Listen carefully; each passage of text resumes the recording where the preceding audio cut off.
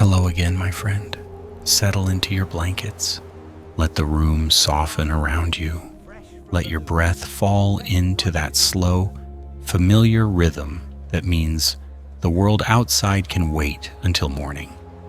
Tonight, we step out of the Middle Ages and into a century of color, confidence, and breathtaking change.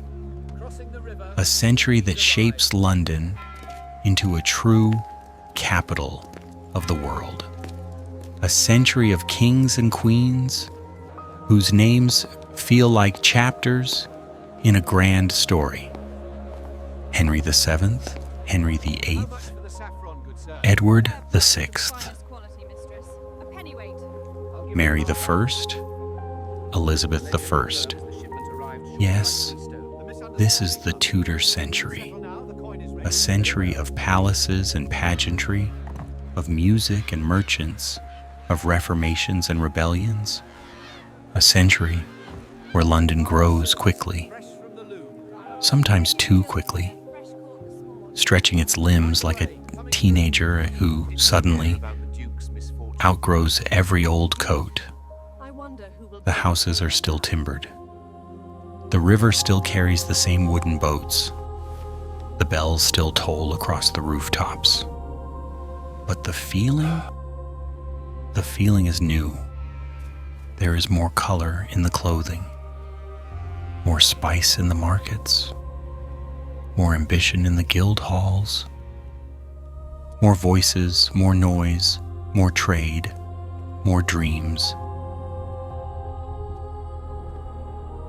This London is buzzing, eager, curious, clever, restless, and sometimes just a little dangerous.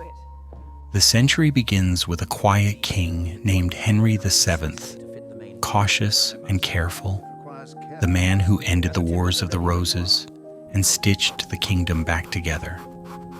But soon the crown will pass to his son, a larger-than-life figure, a king whose presence fills the century the way thunder fills a sky. But we are not rushing, not tonight. Breathe slowly. Let the Thames glide gently through your imagination. See the first Tudor morning light glimmering on the water. Hear the soft hum of boats and voices and horses beginning their day. Feel a new century stretching awake. London is changing. The world is changing. And we have a long, quiet night to wander through it together. Chapter 1: Henry VII and the Quiet Rebirth of a City. Settle into your breath, my friend. Feel the softness of your pillow and the easy rhythm of your heartbeat. Tonight we step into a London that feels familiar yet strangely new. It is no longer medieval, yet it is not fully modern.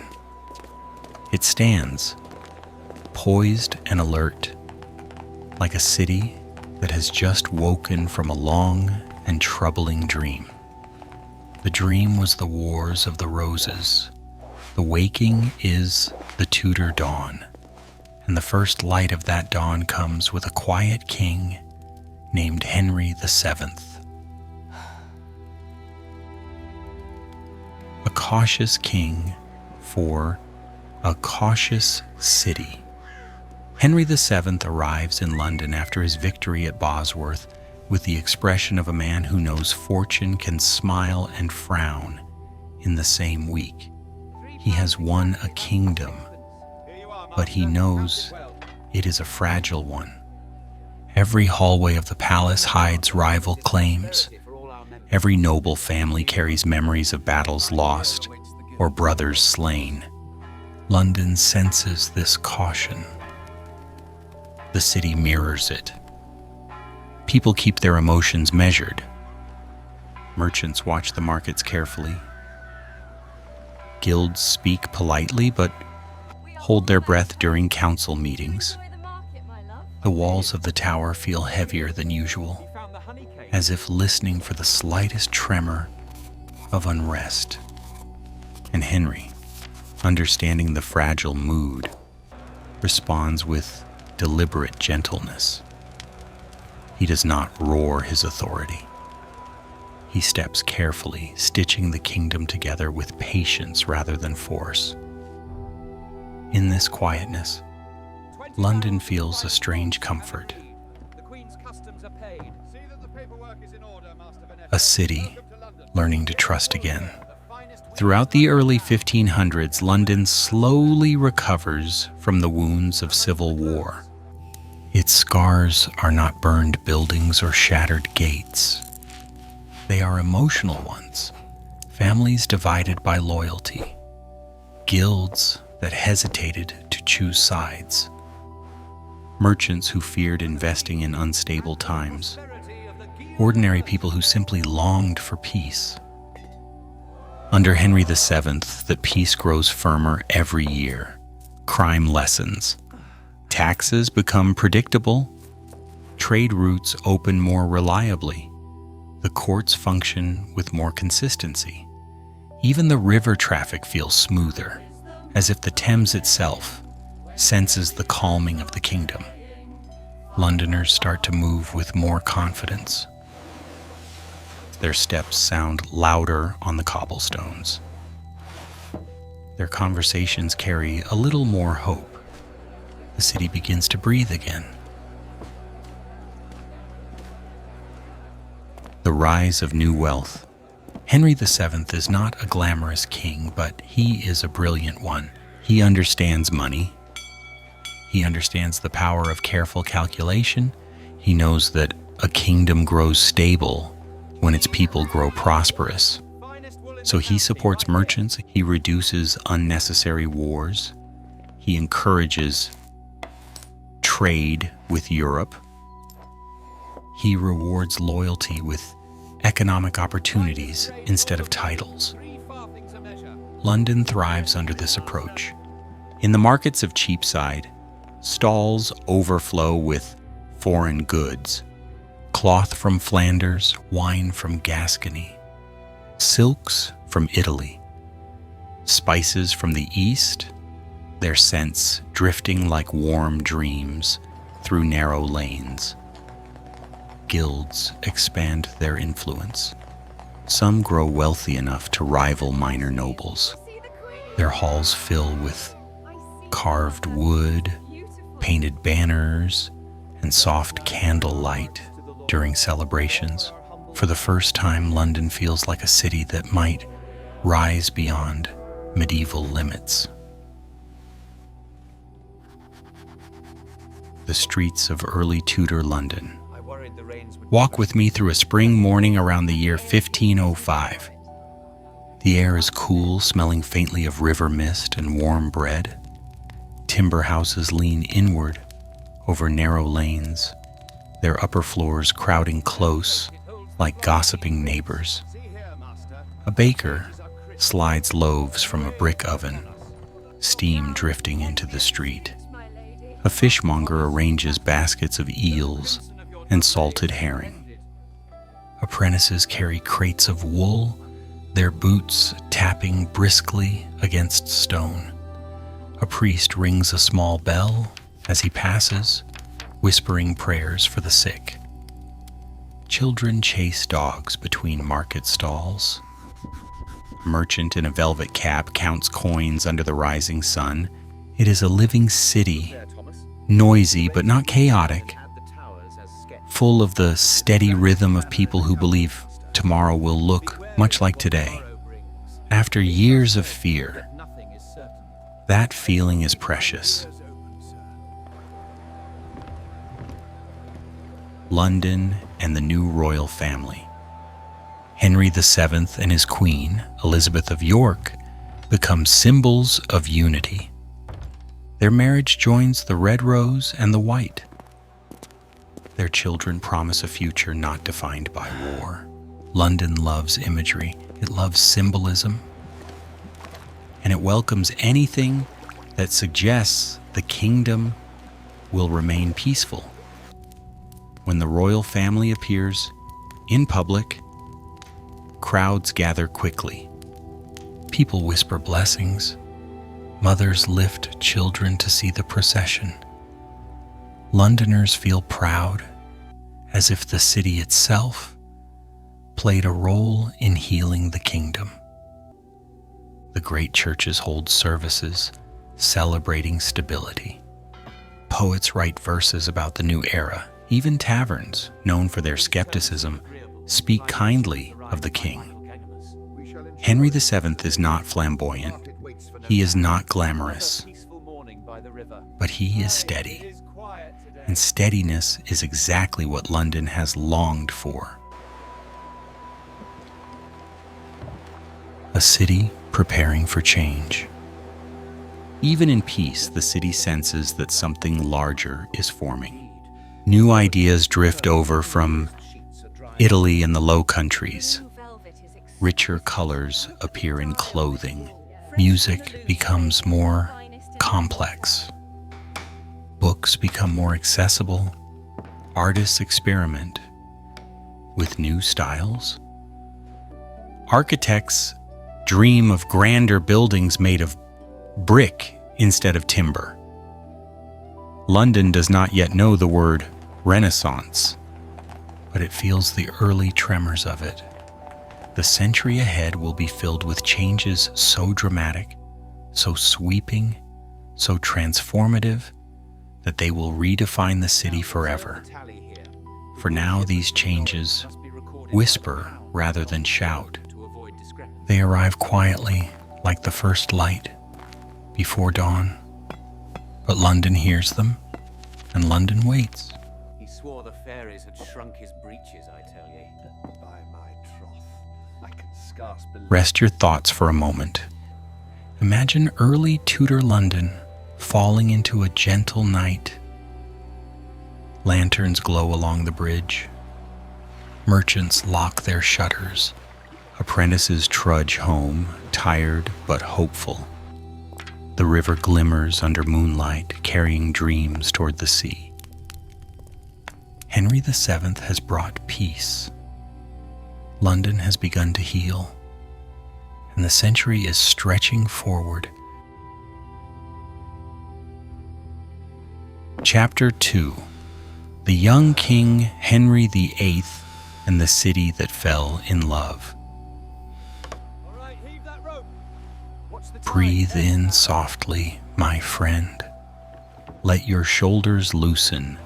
Tonight we step into one of the most dazzling early mornings in English history, a moment when London wakes to the news that a young, vibrant, astonishingly charismatic king now sits upon the throne. The year is 1509. Henry VII has passed, leaving behind a kingdom stable but cautious, disciplined but quiet. And onto this stage steps his son. Henry, 18 years old, tall, handsome, athletic, educated, charming, overflowing with confidence. London has never seen anything quite like him. A sunrise over the Thames. Imagine the river at dawn on the morning the news spreads. Mist curls like soft white silk along the water. Boats drift slowly. The first markets begin to stir. Mothers wake children. Apprentices rub sleep from their eyes. And then the bells ring, not with fear, not with warning, but with celebration. A new king, a new energy, a new century opening its doors. London seems to wake faster that morning.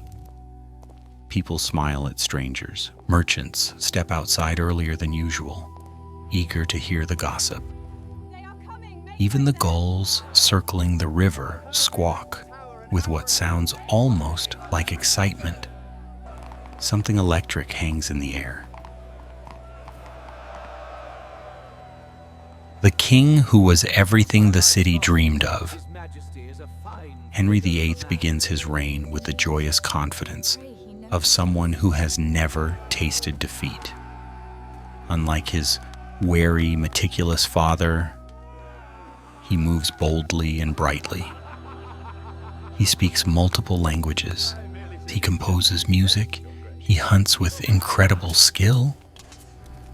He plays tennis with surprising speed. He debates theology with scholars. He laughs loudly and often.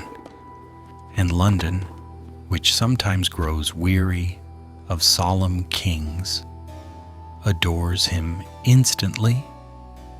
Everywhere he goes, crowds gather. Women whisper behind veils. Men cheer. Children climb onto barrels or shoulders to catch a glimpse of him passing. He is a king who makes the city feel young again. Catherine of Aragon and the Golden Beginning. Henry's first great act is a romantic one. He marries Catherine of Aragon, his brother's widow, a woman admired for her intelligence and grace. London loves her. On the day of their coronation, the streets shine with color. Guilds decorate their halls with banners. Tapestries hang from windows. Flowers are scattered across the cobblestones. Musicians line the roads near St. Paul's, their melodies drifting high over the rooftops. The procession moves slowly through the city, and Londoners feel as if they are witnessing the opening scene of a bright new play, one filled with promise and abundance. That night, the city glows like a candle held against darkness. Lanterns sway above the streets. Taverns spill out with celebration. People dance in small squares under the summer sky. The Tudor sun has risen. A city of hope and color. Under Henry VIII's early rule, London experiences something rare: optimism. The city grows wealthier, trade expands. Ships from Spain, Portugal, the Low Countries, and Italian states crowd the river. Merchants fill their ledgers with ink instead of questions. Craftsmen take on more apprentices. Houses are repaired or expanded. Guilds find new strength in royal favor. Even fashion brightens. Rich blues and reds appear in tunics. Women wear dress sleeves longer and more elegantly. Men sport finer caps, richer fabrics, and more polished shoes. London feels like it is stepping into the sunlight after a long winter. Music in the palaces, laughter in the streets. The early Tudor court is vibrant. Palaces echo with lutes and harps. Courtiers dance in long halls, lit by candles that shimmer across polished floors. Poets present verses to the king. Artists craft elaborate pageants for feasts and celebrations. Londoners do not see these scenes directly, but they feel their energy. Taverns imitate the court dances. Street musicians attempt new melodies inspired by palace music. Young men practice fencing or archery, hoping the king might notice their skill during festivals. Guilds compete to host the most impressive celebrations. Even the river seems livelier, crowded with small boats, carrying people who simply wish to feel close to the palace glow. Henry VIII and the city's ambition. Henry VIII has many flaws, but one great gift. He inspires ambition in others. Londoners begin to dream bigger, merchants expand trade routes, craftsmen reach for better materials, scholars gather in university halls, discussing ideas drifting in from Europe. Architects begin to experiment with early Renaissance designs. Theaters and players gain new audiences. Henry brings the world to London, and London responds eagerly. It is a mutual admiration. He loves the city's noise, its energy, its markets, its river, its people. And the city loves his brightness, his boldness, his sense of possibility. For a moment, it feels as if nothing bad could ever happen. A city unaware of the storms ahead. We, standing centuries away, know that Henry's reign will not remain golden. We know there will be storms. We know there will be great upheavals. We know the cheerful young king will one day become something far more complex. But London in 1509 does not know this. London only knows the glow of the beginning, the music, the color, the laughter, the hope, and perhaps, in a sleep story such as ours, it is kindest to let the city savor that innocence for a moment longer.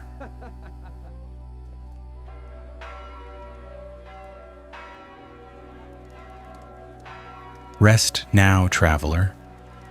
Let the bright early days of Henry VIII settle softly into your thoughts. Imagine the Thames at sunset, reflecting the warm hues of lanterns and palace lights. Imagine the cheerful noise drifting from taverns.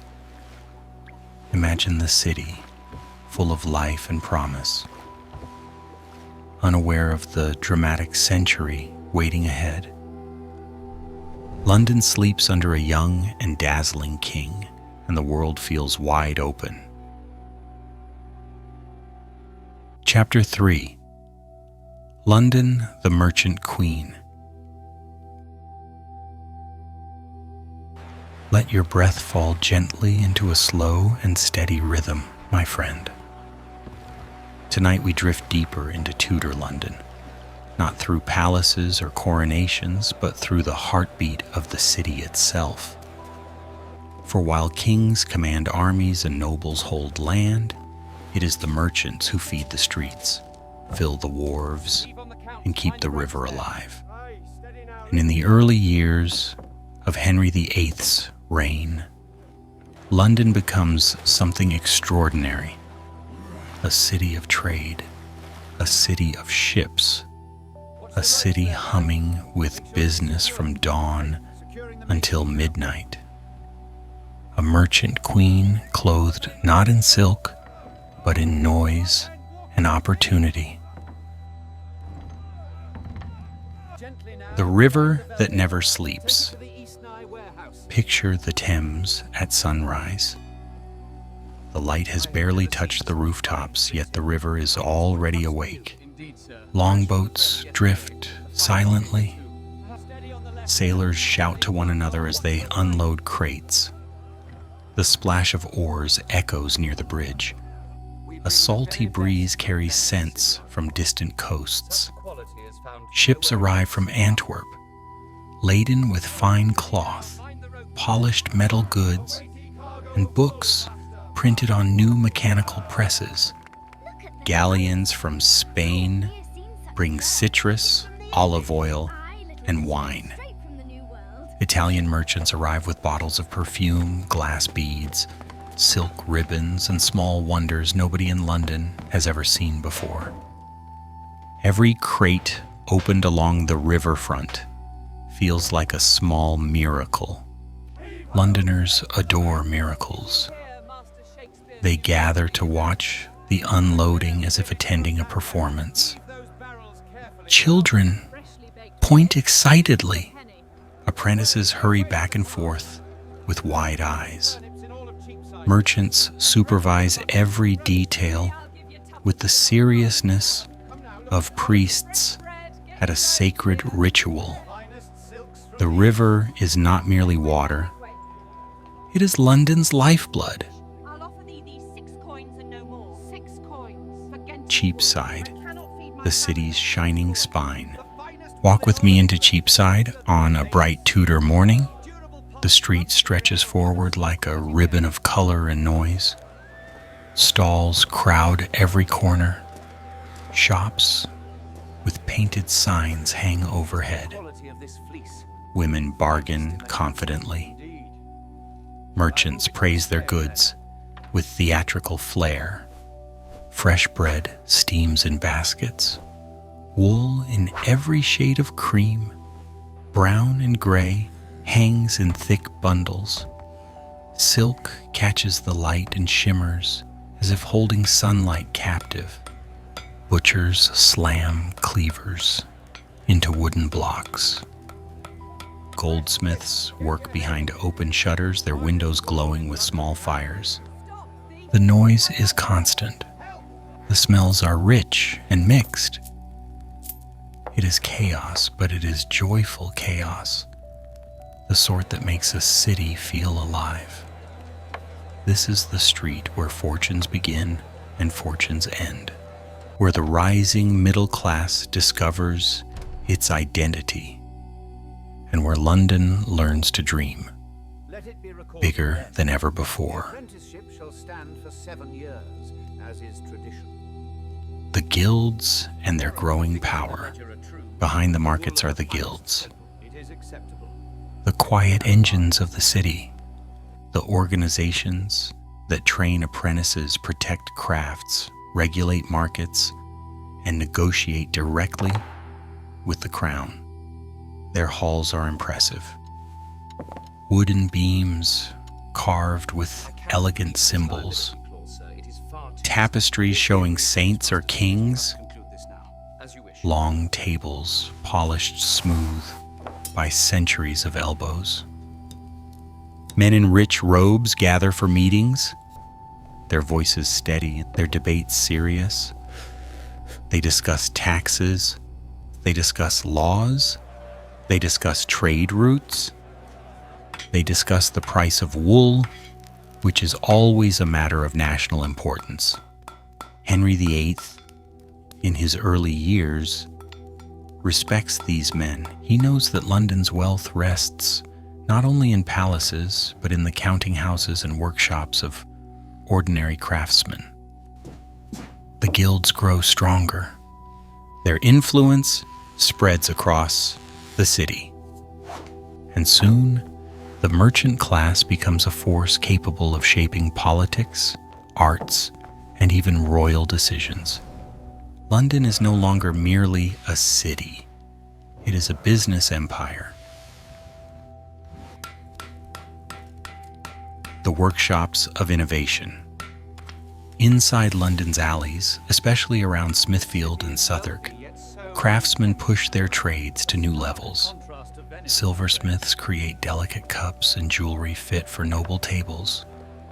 Bookbinders craft leather covers embossed with gold. Fletchers build arrows balanced so perfectly that they seem to float through air. Tanners produce leather so smooth it feels alive.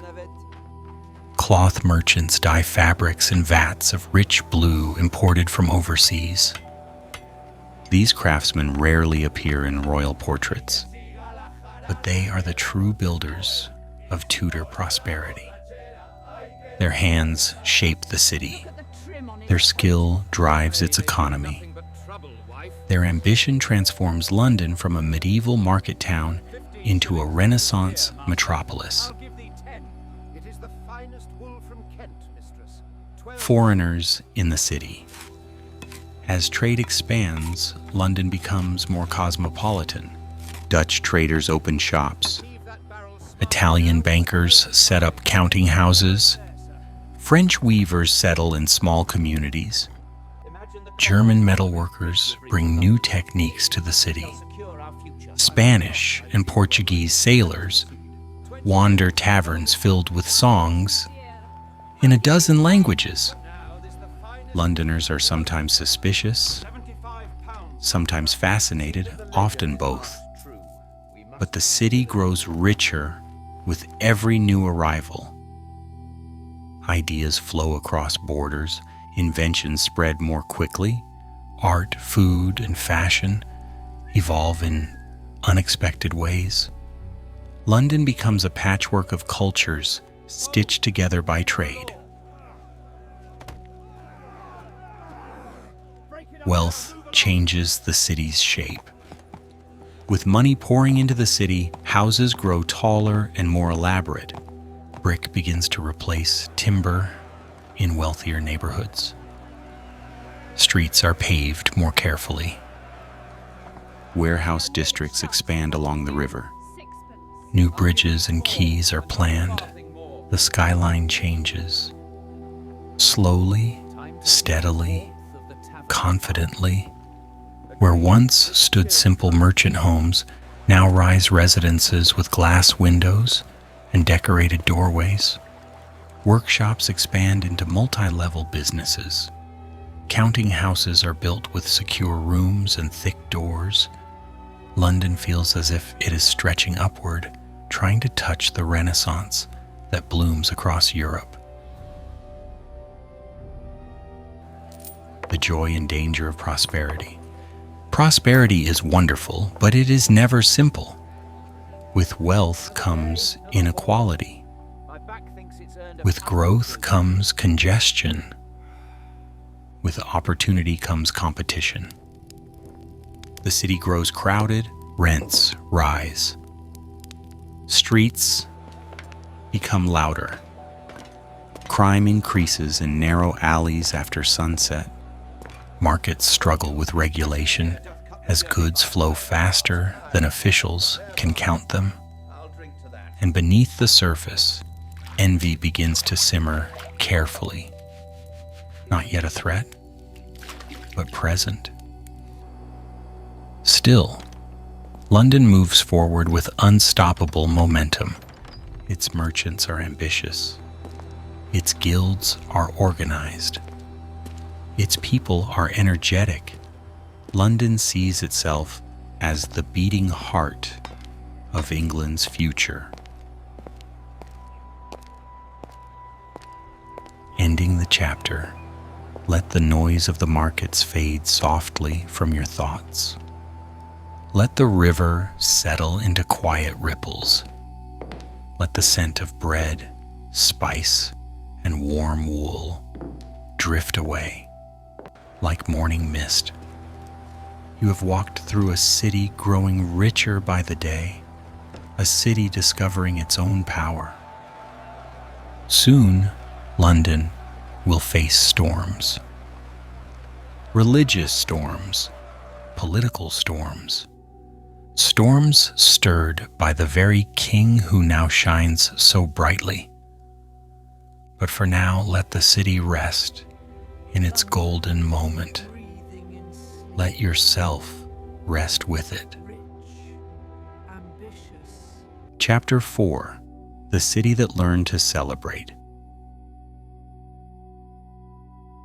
Close your eyes for a moment, my friend. Let your breathing slow. Tonight we wander through a London filled not with war or worry, but with music, banners, and the dazzling glow of royal spectacle. The early reign of Henry VIII is a time when the city learns to celebrate again, louder and brighter than ever before. A time when the river becomes a stage. When the streets become theaters. When Londoners discover the joy of watching their king live as if the world were one endless festival. Let us step into that world now. A young king who loves display. Henry VIII is not content to sit quietly in a palace. He wants to be seen. He wants to move through the city with the kind of presence that makes crowds gasp and chatter long after he passes. He rides horses with unmatched skill. He hunts with the speed of a man born to the saddle. He plays music that makes courtiers raise eyebrows with admiration. He laughs loudly, and the sound seems to brighten the room. London responds with enthusiasm. When Henry appears at the city gates or along the river, people rush to see him. Fishermen pull in their nets early. Merchants leave their shops. Children race through alleys, shouting that the king is near. It feels like living inside a festival that never quite ends. Pageants across the Thames.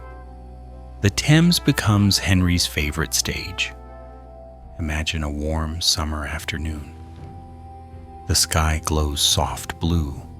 The river glitters like silver beaten smooth by the sun. Crowds gather along the banks near London Bridge. Royal barges appear, carved and painted, their canopies bright with Tudor colors. Musicians play lutes and trumpets from the decks. Oars rise and fall with perfect rhythm.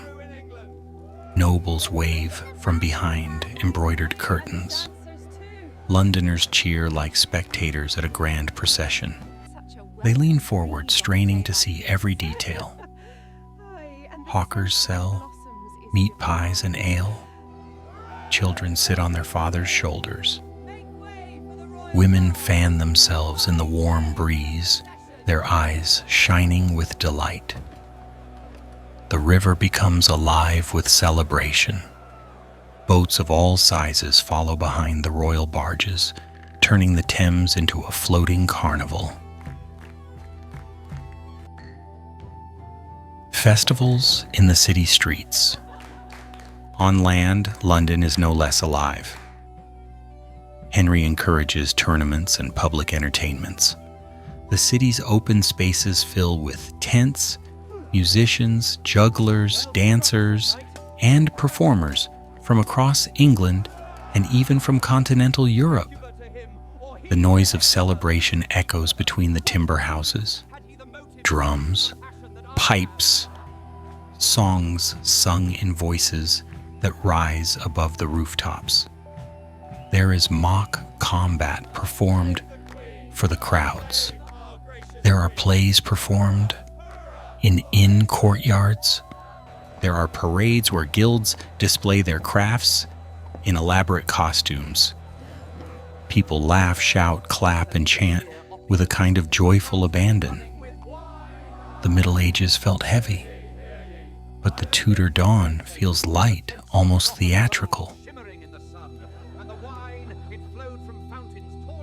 The Field of Cloth of Gold. One of the greatest spectacles of Henry's early reign takes him away from London, but its excitement spreads through every corner of the city. In 1520, Henry meets the French King Francis near Calais for an event so lavish that its name survives centuries: the Field of Cloth of Gold. Londoners hear stories of fountains flowing with wine, of golden fabrics stretching across tents like sunlight made solid, of jousts, feasts, wrestling matches, dances, and music echoing late into the night, of two young kings trying to outshine each other with extravagant brilliance. Merchants repeat the tales in taverns. Sailors embellish them with each retelling. Even priests, usually cautious with enthusiasm, cannot resist smiling when they describe the glowing banners and festivals. London may not witness the field of cloth of gold firsthand, but it lives inside the city's imagination like a vivid dream, a symbol of the Tudor world, a world of color, spectacle, and ambition. A city that dresses to impress. Henry's love of grandeur influences the city itself. Londoners begin dressing more boldly. Men wear brighter fabrics. Women style their garments with fine sleeves, jewels, and elaborate hoods. Merchants invest in higher quality wool and imported dyes. Even apprentices, when they can afford it, save for colorful belts or fine shoes. The city becomes a canvas of fashion. The old grays and browns of medieval life give way to blues, reds, greens, and golds. It is as if the entire population has decided that life is richer and their clothing must reflect it. Music fills the air. The soundscape of the city changes as well. Under Henry VIII, music becomes a part of everyday life, not only in palaces but in taverns, in fields, in small workshops where craftsmen hammer tools, in rhythm with wandering fiddlers.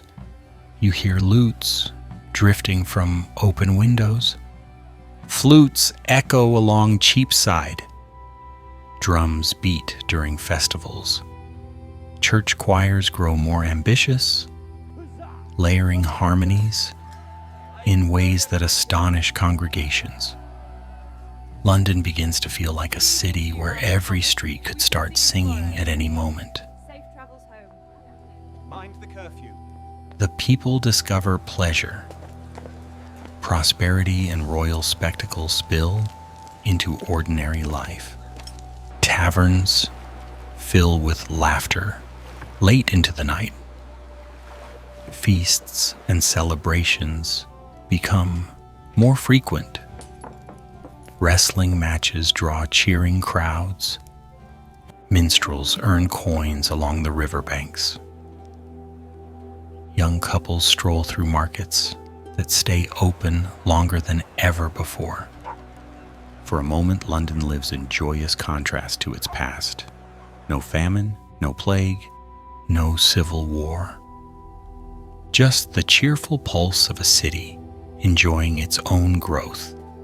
Even the guilds, usually sober and focused on business, host feasts that last far past sunset.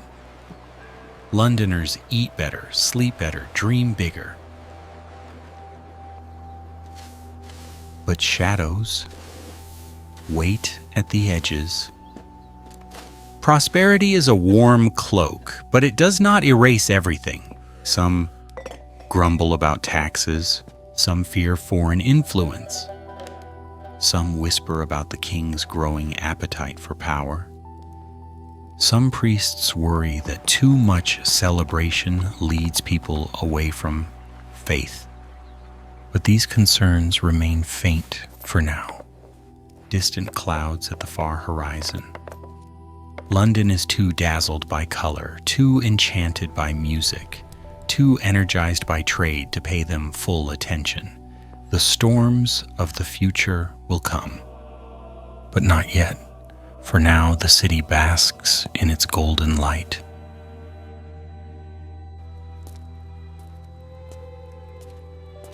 Let the music of Tudor London fade gently from your mind. Let the river quiet.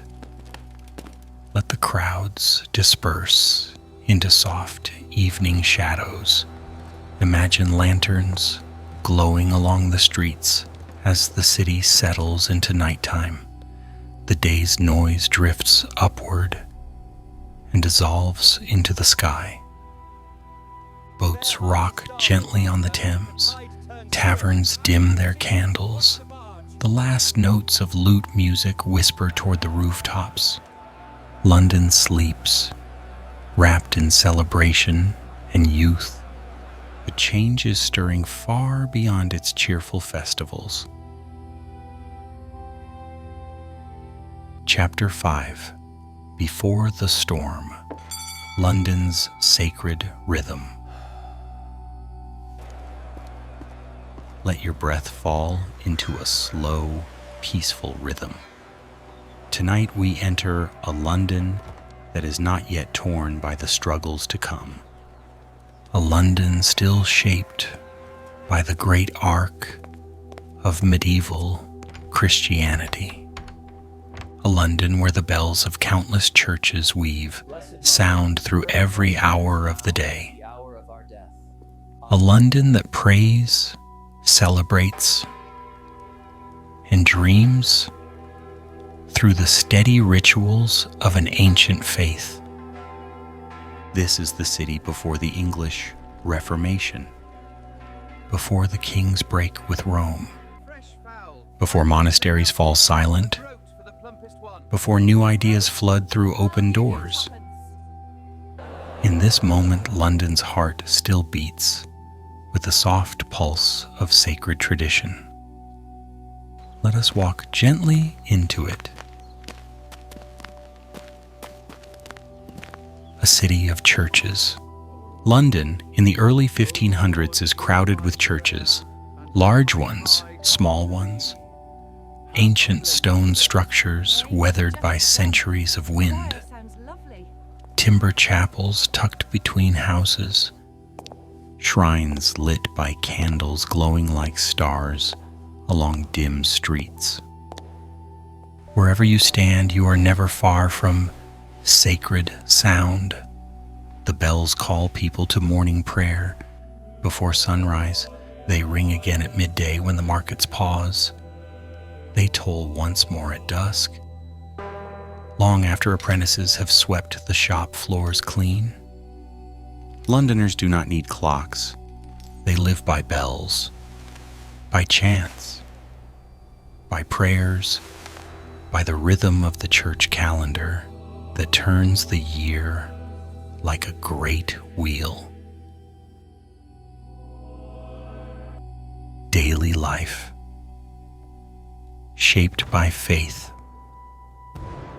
Walk with me through a quiet morning. The sky is pale, the air cool.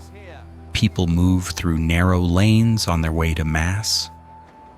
Candles flicker inside open church doors. Stone floors echo softly beneath footsteps. Children tug at their mothers' sleeves. Old men whisper prayers with the familiarity of breathing. Priests dressed in robes of gold or deep red chant the Latin words that Londoners do not fully understand but feel deeply. The incense drifts in slow coils. Sunlight filters through stained glass and colors the inside of the church with gentle blues, greens, and ruby tones. Faith is not something Londoners attend once a week. It surrounds them. It shapes the rhythm of every day, from the moment they wake to the moment they sleep.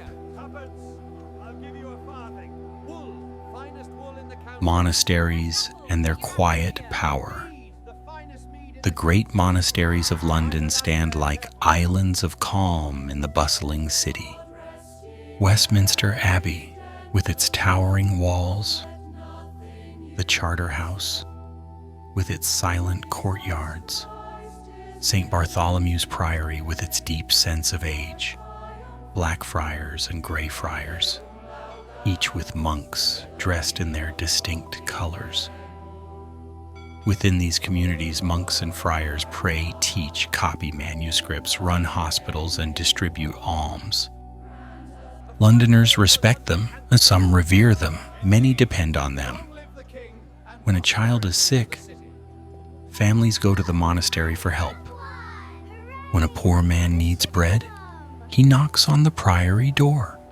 When travelers seek shelter, monks offer simple beds and warm meals.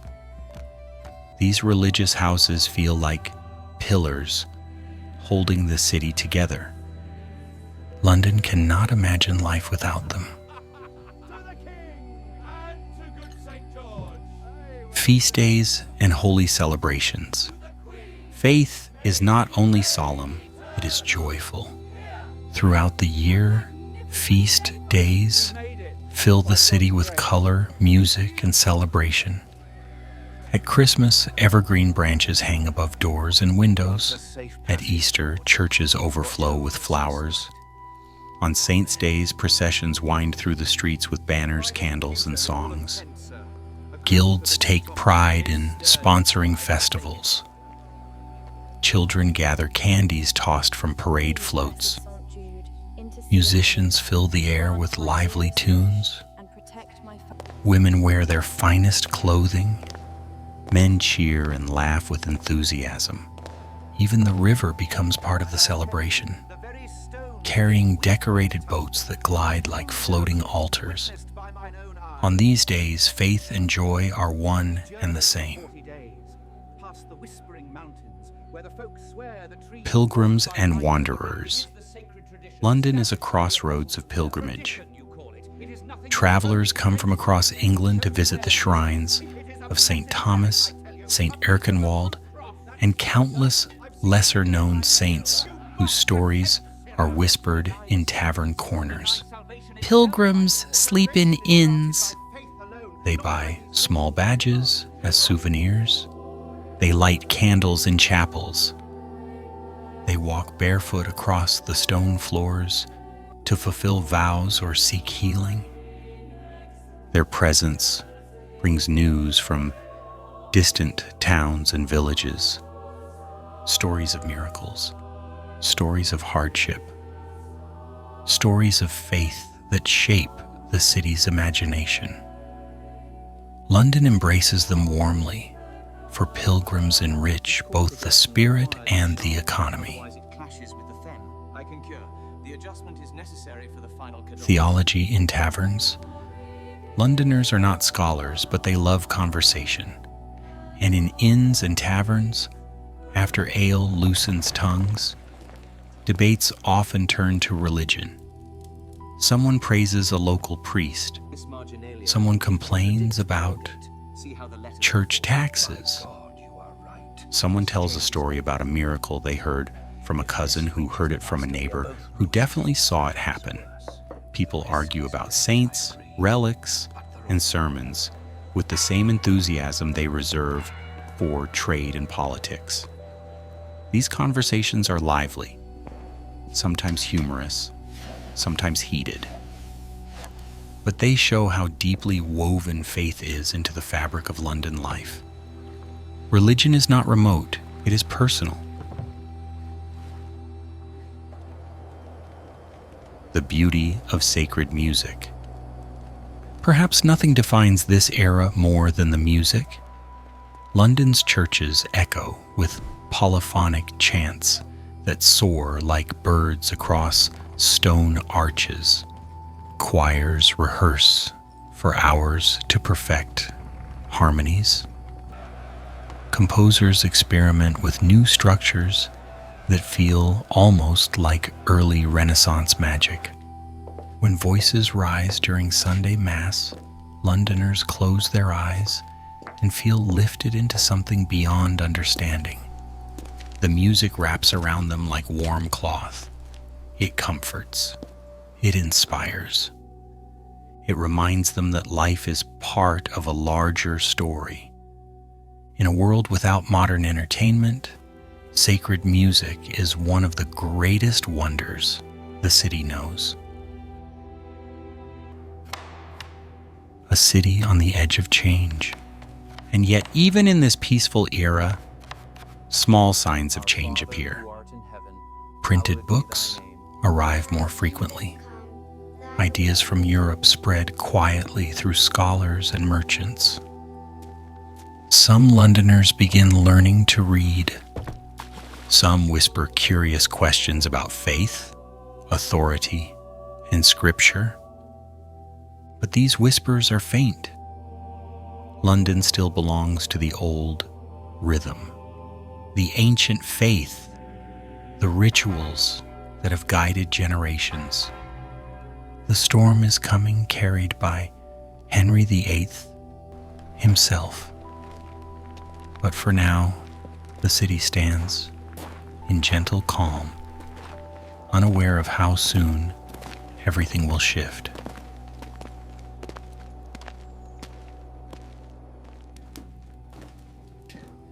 Let the sound of church bells drift softly through your imagination. Let the scent of incense fade into the darkness. Let the warm glow of candles follow you into rest. London sleeps peacefully in its sacred rhythm, holding tightly to traditions that have shaped it for centuries. But change is already walking slowly toward the city gates. Protect this realm and grant us strength. Chapter 6. The First Cracks in the Faith. Rest your shoulders, my friend. Let the air around you soften. Tonight we enter one of the most delicate and mysterious moments in London's long story. A moment when the city does not hear explosions or see flames, but instead feels something subtle. A shift, a murmur, a tiny crack forming in a wall that once seemed unbreakable. This is the beginning of Henry VIII's great change. The moment when faith, politics, marriage, and ambition begin to twist together in ways that will reshape the entire kingdom. London does not know it yet, but the ground beneath its feet has begun to move. Let us walk gently into this turning point. Trouble behind palace walls. In the late 1520s, London is prosperous and joyful. The city has dressed itself in color, music, trade, and laughter. Feasts fill the taverns. Boats crowd the Thames. Merchants count coins with hopeful eyes. But inside the palace, Henry VIII's happiness is fading. He has been married to Catherine of Aragon for nearly 20 years. They share respect.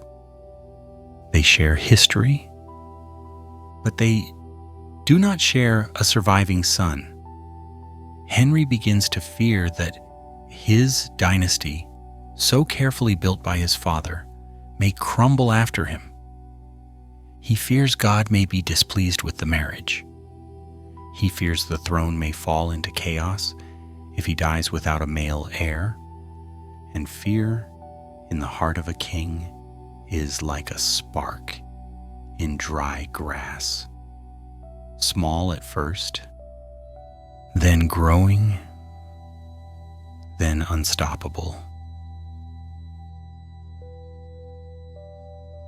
The whisper that spreads through the city. One morning, Londoners hear rumors. Nothing certain, nothing official. Only whispers drifting through markets and guild halls. The king wants an annulment. The king is consulting scholars. The king is troubled. The king seeks answers. People glance at one another with uneasy curiosity. An annulment from Queen Catherine, the queen everyone loves. The queen who has lived among them for decades. The queen who speaks their language. The queen who prays with them. London does not know how to feel. Some insist the rumors are lies. Some think the king has the right to choose his successor. Some feel a knot of worry forming quietly in their chests. But the whispers spread. through the river docks, through Cheapside, through taverns thick with smoke, through guild halls where men speak more cautiously than usual, the city begins to sense that something profound is happening. Catherine of Aragon and the people's love. Queen Catherine is widely admired. She is dignified, she is intelligent, she is kind to the poor. She gives alms generously. She walks among the people without fear. Londoners speak warmly of her. They remember when she prayed for the city during outbreaks of plague. They remember her strength when Henry fought wars in France. They remember her loyalty when court politics grew tangled. To many, Catherine is not merely the king's wife. She is the mother of the kingdom, the queen whose presence makes the court feel stable and trustworthy. When the first rumors of annulment grow louder, London feels shaken. People whisper in church porches after Mass. Women discuss the matter in bakeries while waiting for loaves to cool. Merchants pause in the middle of counting coins. What will happen to her? What will happen to the Princess Mary? What will happen to the kingdom? Questions hover like fog over the Thames. Scholars, priests, and the great debate. Henry VIII, determined to have a male heir, begins to consult scholars across Europe. Letters travel back and forth. Arguments are written, debated, copied, and carried by couriers who race between universities and palaces. London hears pieces of these discussions. Some priests claim the marriage to Catherine was never valid because she was previously married to Henry's brother. Others argue that the Pope's original permission made it lawful. Some merchants say the matter is political. Some insist it is spiritual. A few shake their heads and say that kings should not meddle so deeply in sacred vows. No one truly knows the full truth, but everyone senses the stakes. For if the king challenges the church, the entire world may shift. Anne Boleyn and the city's uncertainty. And then, like a new character stepping onto a stage, Anne Boleyn appears. Young, quick-witted, beautiful, raised partly in France, educated in European courts, unwilling to be simply another courtly romance. London hears her name more often with each passing month. Some whisper admiration, some whisper suspicion, some whisper fear. A new woman at the center of the king's attention means a new direction for the kingdom. And London, sensitive to any change, feels unsettled. The city does not hate Anne.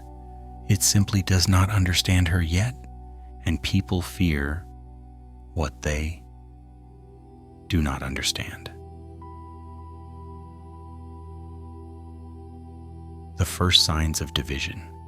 As debates intensify, small divisions grow within the city. Priests argue quietly in sacristies. Merchants analyze foreign reactions. Guild leaders worry about trade with Catholic countries. Scholars take sides, quoting scripture or canon law. Tavern debates become sharper and longer. Nobody wants conflict. Nobody wants reform or rebellion. They only want stability. But the first cracks have appeared. London can feel them beneath the surface, even if the ground still seems solid. The church feels the pressure. Monasteries begin to worry. Church officials glance nervously at royal envoys. Cathedral priests preach sermons urging unity. The archbishop attempts to balance loyalty to the king with loyalty to Rome. Nobody wants confrontation, but everyone senses it is drawing closer, like a distant storm cloud edging across a calm sky. The bells keep ringing. The prayers continue. The rituals remain unchanged. But behind closed doors, fear grows. London at a crossroads. By the early 1530s, the city stands between two worlds, the old world of medieval Christendom and the new world of royal ambition and reform. Most Londoners simply continue with daily life. They bake bread, they mend shoes, they trade wool, they build ships, they pray, they gossip. But in their hearts, they feel something gathering strength, a choice approaching, a tide rising, a century bending toward transformation. The peaceful religious rhythm described in the previous chapter is beginning to tremble.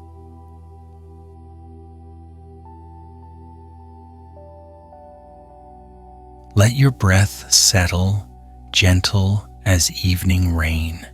Imagine London at twilight, the bells echoing across rooftops. The city still looks calm, still sounds peaceful, still prays in Latin, still keeps its sacred traditions. But the sky above it holds a storm that is not yet broken. Henry VIII wants change, and soon London will feel its first true shockwave. Chapter 7. The break with Rome. A city splits in silence. Breathe slowly, my friend. Allow the stillness of the night to settle around you. Tonight we cross one of the sharpest turning points in all of English history. A moment when everything London thought was unshakable begins to shift. Not with swords, not with burning cities, but with signatures, proclamations, and words spoken in Parliament halls.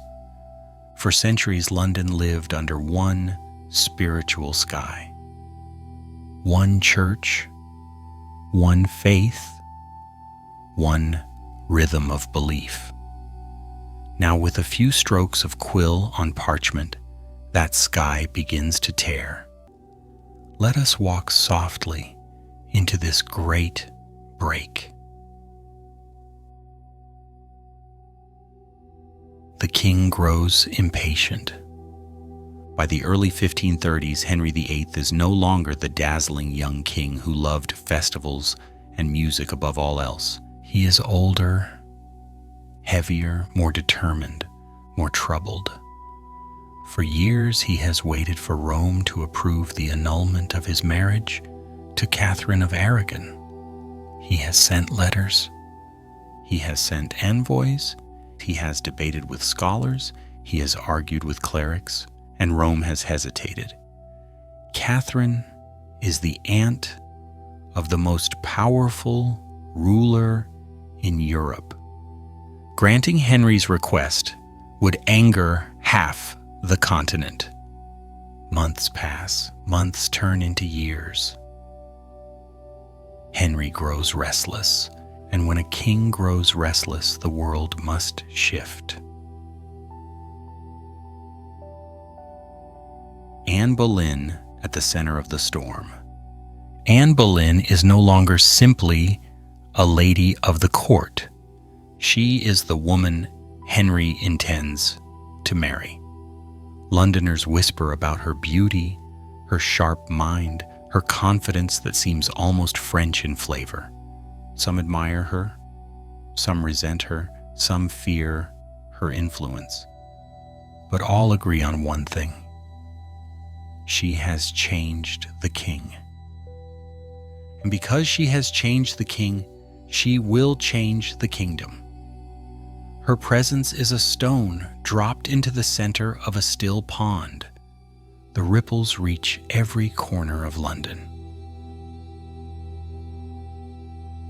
A decision that cannot be ignored.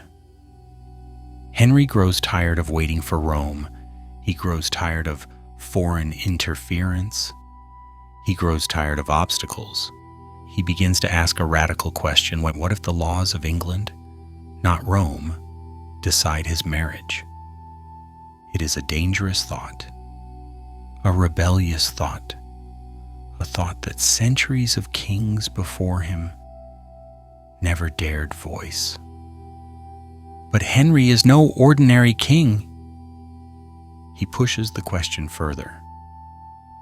If the Pope cannot grant justice, then who should hold authority over the English Church?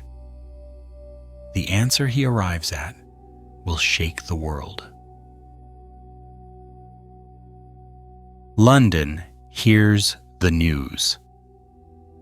When Henry secretly marries Anne Boleyn in 1533, London erupts in murmurs, not riots, not cheers, just murmurs.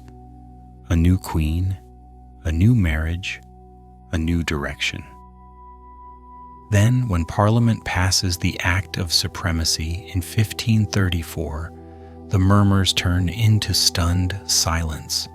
Suddenly, the king is declared supreme head of the Church of England. Rome's authority ends within the kingdom. Priests must swear loyalty to the king. Church law bends to royal will. The old spiritual unity is broken. Londoners walk through the streets feeling as if the ground has shifted just a little beneath their feet. Not enough to fall, just enough to feel dizzy. Ordinary people, extraordinary uncertainty. Most Londoners do not fully understand the legal details. They do not know the theological arguments. They do not read Latin scholars or secret diplomatic letters, but they feel the emotional weight. In taverns, people whisper nervously. What does this mean for our souls, for the Mass, for the sacraments, for the saints whose images fill every church?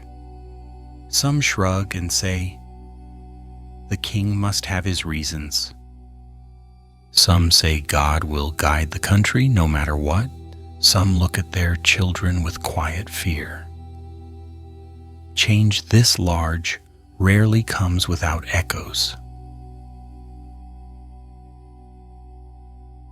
Priests caught between two authorities. Inside churches, priests feel the tension most sharply. Some comply quickly, signing the oath of loyalty to the king. Others hesitate, their hands trembling over the parchment. A few refuse, knowing refusal may bring imprisonment.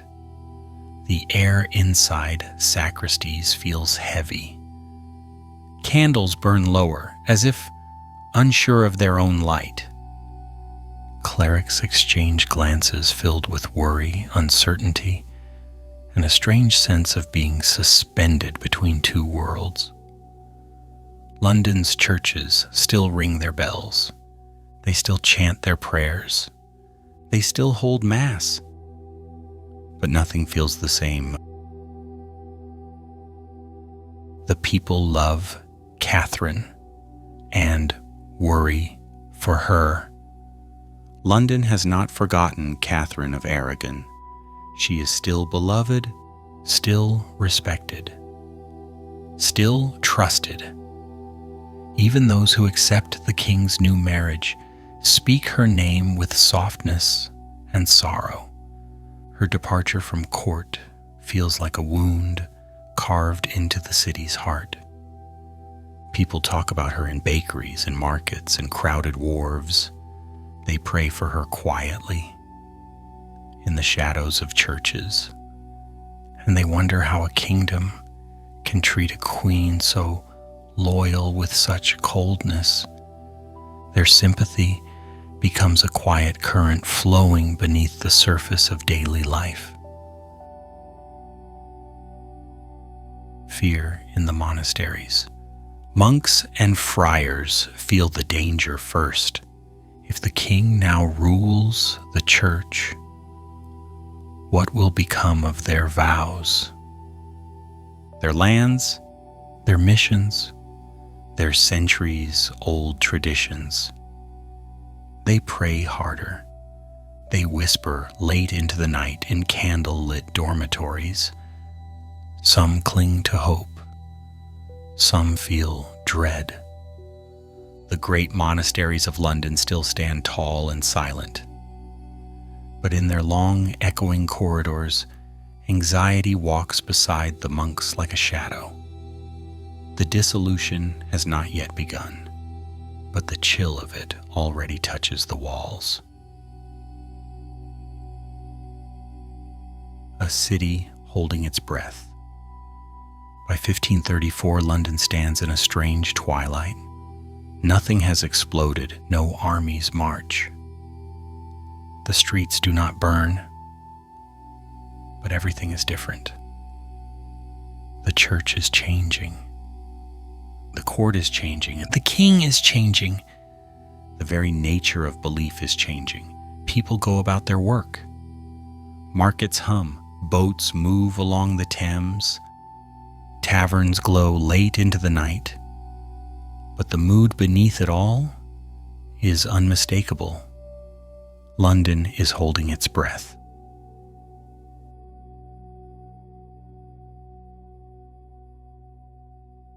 Let the weight of this historical moment rest lightly in your thoughts. Imagine a city walking through fog, knowing the world around it has shifted, but unable to see what lies ahead. The break with Rome is only the beginning. Soon the quiet tremors will become louder. Soon the monasteries will face their greatest trial.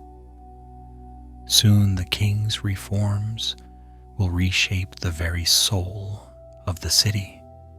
But for tonight, let your breath slow. Let London sleep in its uneasy calm. Chapter 8. The Silence of the Monasteries. Let your breath fall into a calm and steady rhythm, my friend. Tonight we walk into one of the most unsettling transformations London ever witnessed.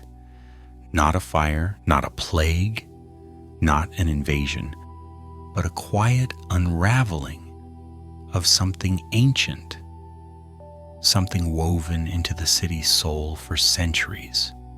This is the dissolution of the monasteries, a moment when the bells that once guided daily life fall silent, when cloisters that echoed with prayer become empty stone halls, when London wakes one morning and realizes that a part of itself has disappeared. But we will move gently through this.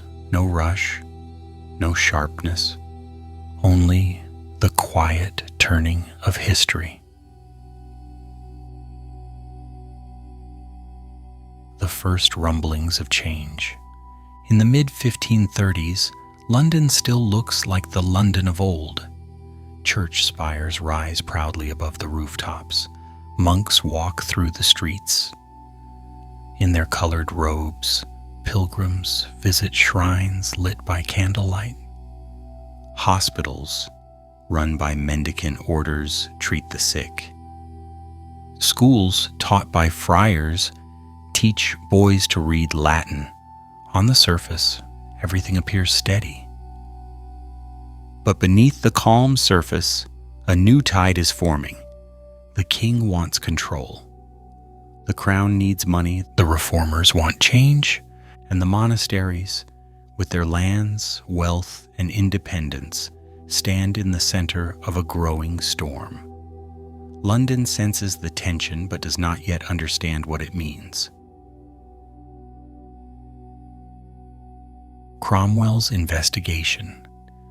Thomas Cromwell, the king's chief minister, is given an enormous task.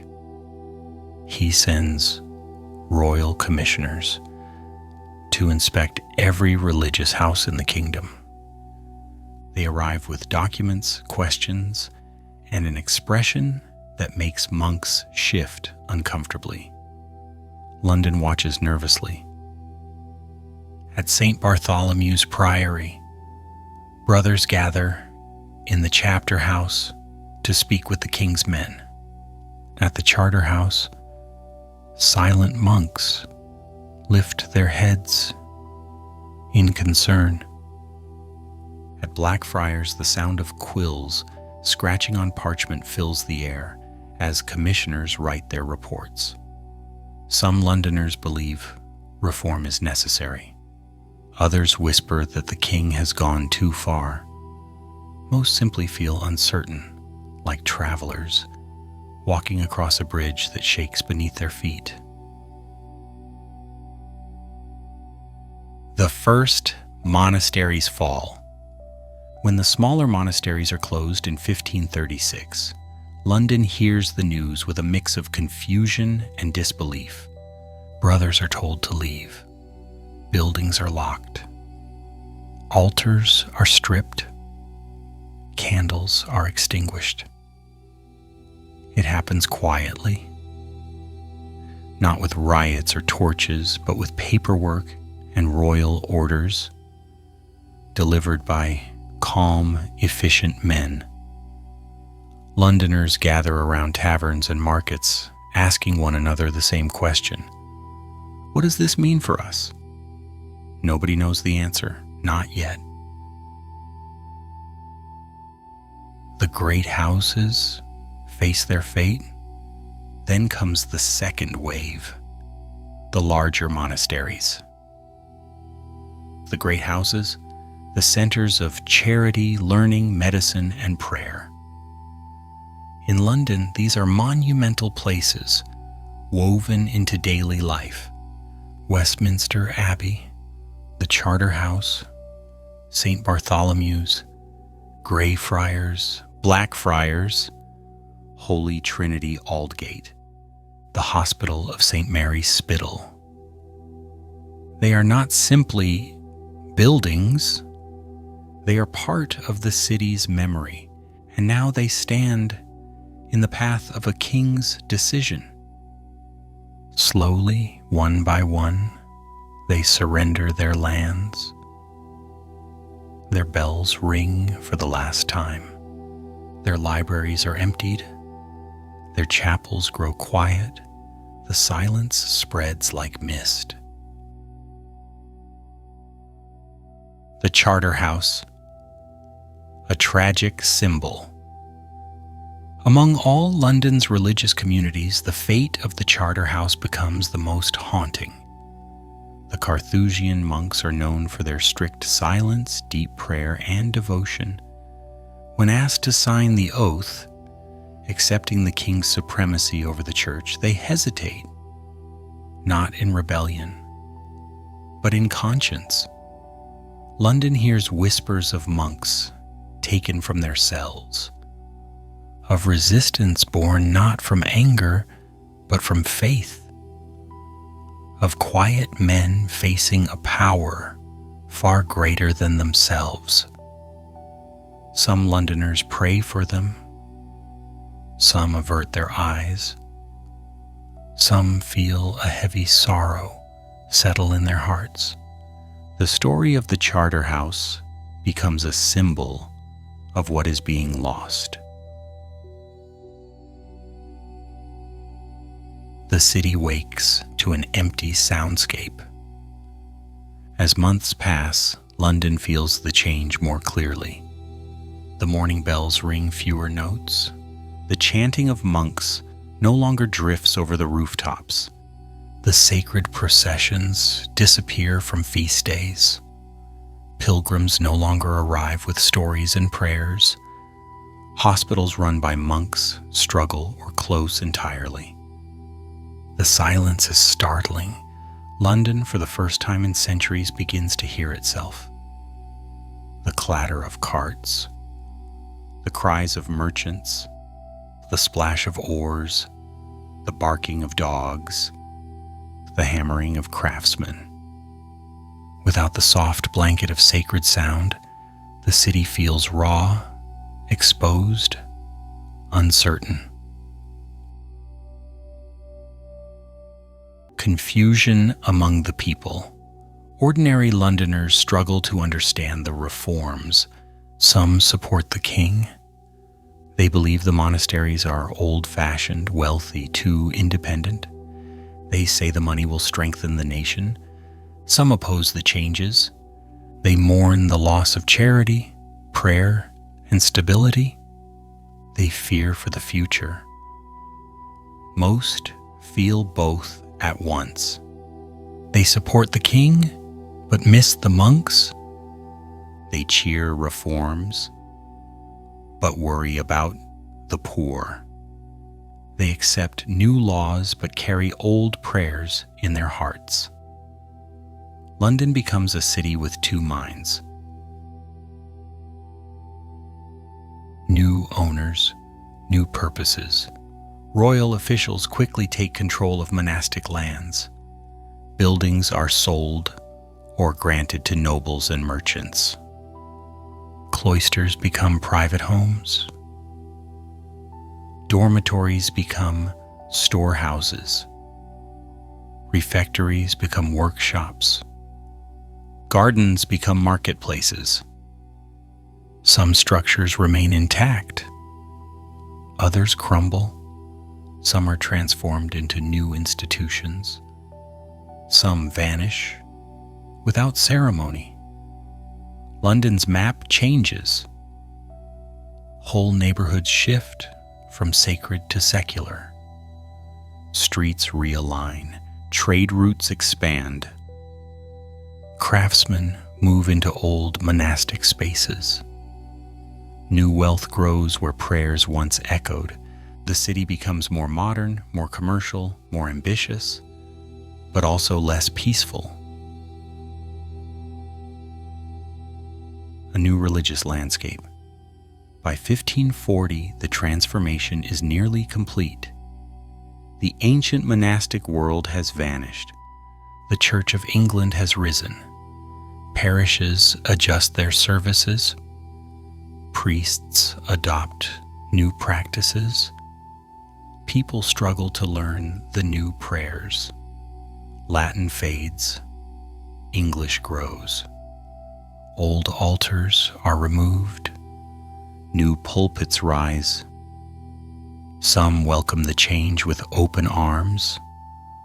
Some endure it with reluctant hearts.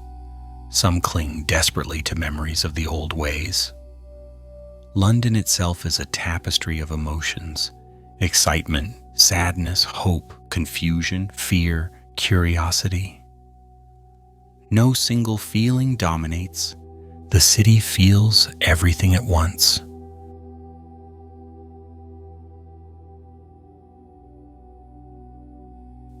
Let the quiet of the dissolved monasteries settle softly in your imagination.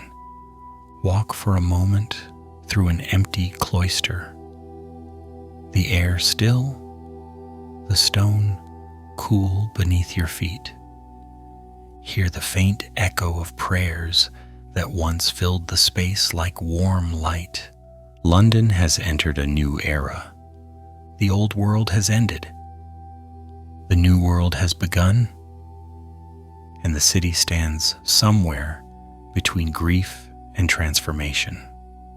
Rest gently now. History will keep turning, but tonight you may let the silence soothe you. Chapter 9. The Boy King and the Unfinished Reformation. Settle deeper into your blankets, my friend. Slow down your breath. Let the day drift away like a quiet boat moving downstream. Tonight we follow London into the reign of a young boy. A king too young to shave, yet old enough to sit on the throne of England. A child surrounded by ambitious men, bold ideas, and a religious movement that refuses to slow down. The silence of the monasteries has not yet faded, and already new voices rise to fill it. London is about to change again. A kingdom in the hands of a child. When Henry VIII dies in 1547, crowds gather along the streets to watch the funeral procession. The bells toll slowly. The river mirrors the gray sky. Londoners stand with mixed feelings. The great king is gone, but his legacy is heavy, complicated, full of unfinished storms. Then news spreads. The next king is not a warrior, not a reformer, not a man of powerful presence. The next king is 9 years old. Edward VI. London whispers the name with curiosity and uncertainty. Some smile at the thought of a gentle child replacing a thunderous father. Some worry about what it means for the kingdom. A few joke that at least the new king will not marry 6 times, which is a comforting improvement. But the truth is simple. Edward may be king, but he is not in control. Others will rule in his name. The Lord Protector and his plans. Edward's uncle, Edward Seymour, becomes Lord Protector. A tall, confident, ambitious man who sees the boy king as a chance to push the Reformation further and faster than ever before. Under his leadership, London begins another round of religious upheaval. Latin prayers are replaced with English, altars are stripped, images of saints are removed, church walls are scraped bare. The Mass is replaced with new services. Old festivals are canceled or transformed. Ancient processions vanish from the streets. London wakes each day wondering what tradition will disappear next. Confusion in the parishes. In parish churches across the city, priests read new instructions with puzzled expressions. What exactly is allowed now? What is forbidden? What should be said? What should be removed? Who decides? And will these rules change again next week? Many Londoners try to follow along, but the pace is dizzying. One day the priest chants in Latin, the next he reads in English. 1 month the church displays candles and images, the next they vanish. A favorite shrine people visited for generations is suddenly closed. A familiar feast day is declared superstitious.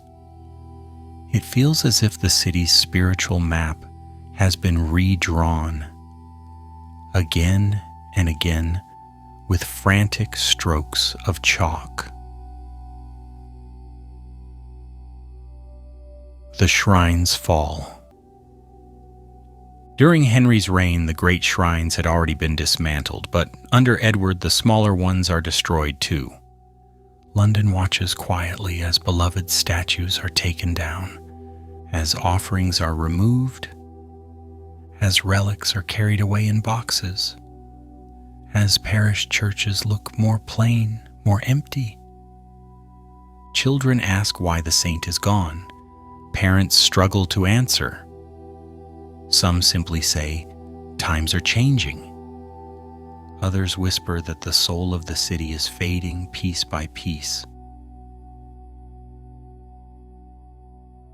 The poor suffer. The monasteries, for all their flaws, once fed the hungry, sheltered the homeless, and cared for the sick. With them gone, the number of beggars and wandering poor increases sharply. Londoners notice it every time they walk to the market or cross a bridge. More hands reaching out, more hollow eyes, more thin figures sleeping beneath arches. The government tries to create new systems, new laws, new institutions, but the change is too fast and the need too great. The sudden emptiness left by the monks becomes one of London's deepest wounds. Riots and rumors. The reforms come so quickly that people across the country begin to rebel. News reaches London that villages in the West have risen in protest over the new prayer book. In the East, peasants revolt against greedy landowners. Rumors swirl about. Armies marching, rebels gathering, and the possibility of war. Inside the city, people grow tense, not panicked, but uneasy. The kind of unease that keeps candles burning later into the night and makes horses startle at small sounds. The government crushes the rebellions with violence. London learns that change, even religious change, will be enforced with steel if necessary. The mood grows heavier. The Lord Protector falls. Power, like the tides of the Thames, rises and falls quickly. Edward Seymour, once the most powerful man in England, makes too many enemies. Other noblemen accuse him of mismanagement. The council turns against him. He is arrested. He is executed. London hears the news with a mix of shock and resignation. Another leader has fallen. Another shift has begun. Another uncertain chapter opens. Some Londoners remark quietly that the king is too young for such storms. Others say storms always circle the palace, no matter who sits on the throne. A new council, a new direction. Now the kingdom is guided by a new set of advisors, led by the Duke of Northumberland. They continue the Reformation with determination. More churches are transformed. More old practices disappear. More sermons emphasize the new doctrine. More wealth is redistributed to the crown and nobles. London feels like a ship caught in a strong current, unable to turn back even if it wanted to. Every week brings a new change. Every month a new rule. Every year, a city that looks less like the one people remember. Edward's fragile health. For a time, the boy king seems full of promise, bright and scholarly, deeply devoted to the new faith. But London soon hears whispers that he is ill, pale, thin, weaker each season. Doctors offer medicines. Courtiers offer prayers. Londoners hope quietly that youth will overcome sickness. But as months pass, the whispers strengthen. The child king is fading, and with him, the future of the Reformation becomes a question no one dares answer aloud.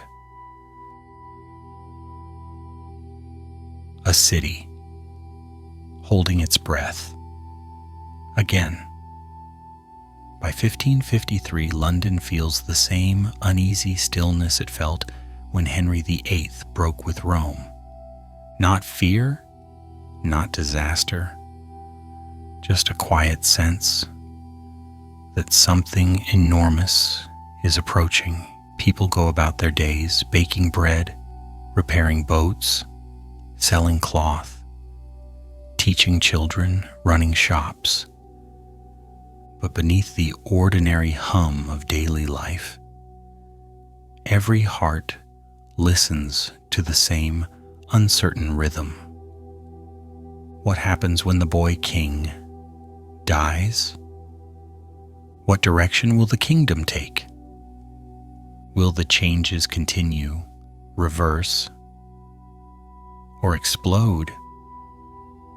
London waits, calm on the surface, storms gathering just beyond sight.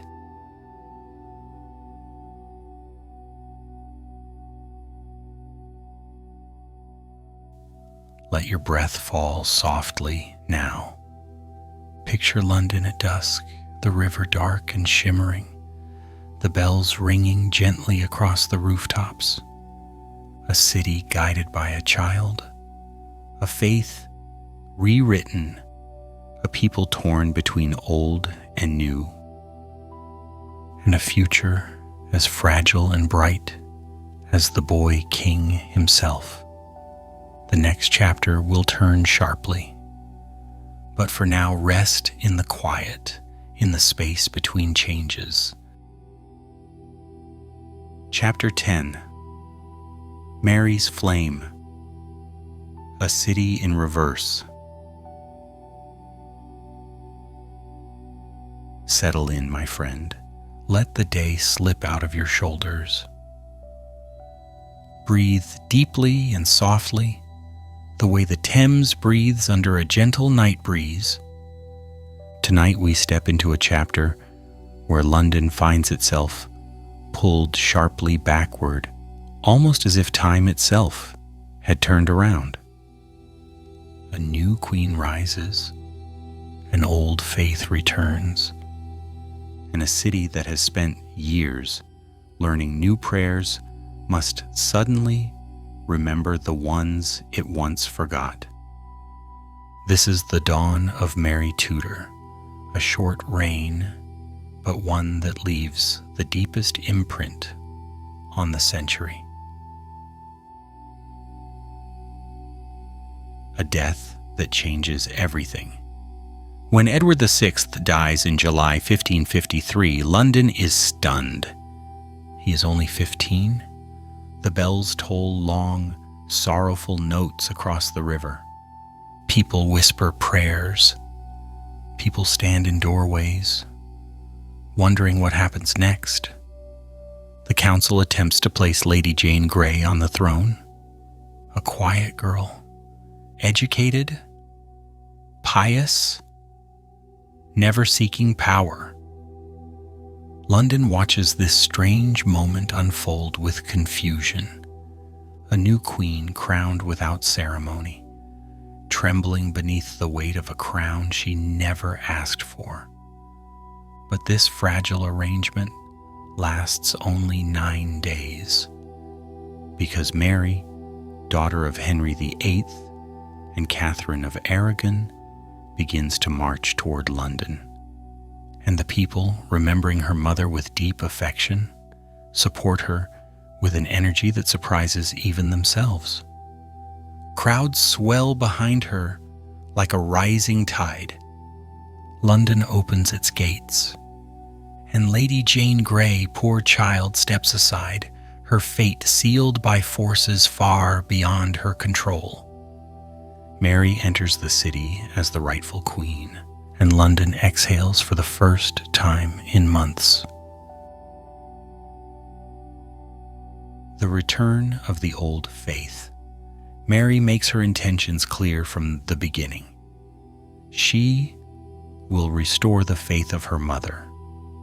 She will restore the authority of Rome. She will restore the rituals, the images, the prayers, the Latin, the altars, the festivals, and the familiar rhythms that shaped London for centuries. For older Londoners, it is like hearing a childhood lullaby return after many years. They smile softly, almost relieved. Shrines light candles again. Processions return to the streets. Priests don their old vestments. Church bells ring fuller, richer, warmer. But for younger Londoners who grew up entirely in the new faith, the changes feel strange, confusing, like someone rearranged the furniture of their soul. One generation feels comfort. One generation feels displacement. The city becomes a patchwork of emotions. Parliament reverses the clock. Mary moves with decisiveness. Parliament repeals the Protestant laws. Priests who married during the Reformation are removed or step down. Latin Mass returns in grand ceremony. Churches once stripped bare begin to glow again with candles, paintings, and carved saints. London watches its parishes transform almost overnight. Altars rebuilt, stonework repaired, the old liturgical calendar revived. It is as if London has been handed its past in a beautiful but heavy package. A marriage that divides the city. When Mary announces her intention to marry Philip of Spain, London tenses. Some fear the city will fall under Spanish influence. Others worry about foreign soldiers, foreign customs, foreign power. Rumors swirl like autumn leaves in every tavern and marketplace. Mary sees the marriage as a way to secure a Catholic future for England. Many Londoners see something larger and darker in its shadow. But the marriage happens. Philip arrives, handsome but reserved, stepping ashore with Spanish pomp that dazzles and unsettles the city. The wedding ceremony at Winchester Cathedral is grand and solemn. London celebrates, but with caution. The cheers are real. The anxieties are real. Both feelings walk side by side along the narrow streets. The fires begin. Soon after, Mary begins enforcing laws against heresy. It starts slowly. A few trials, a few arrests, a few executions. London feels a chill as the first flames rise.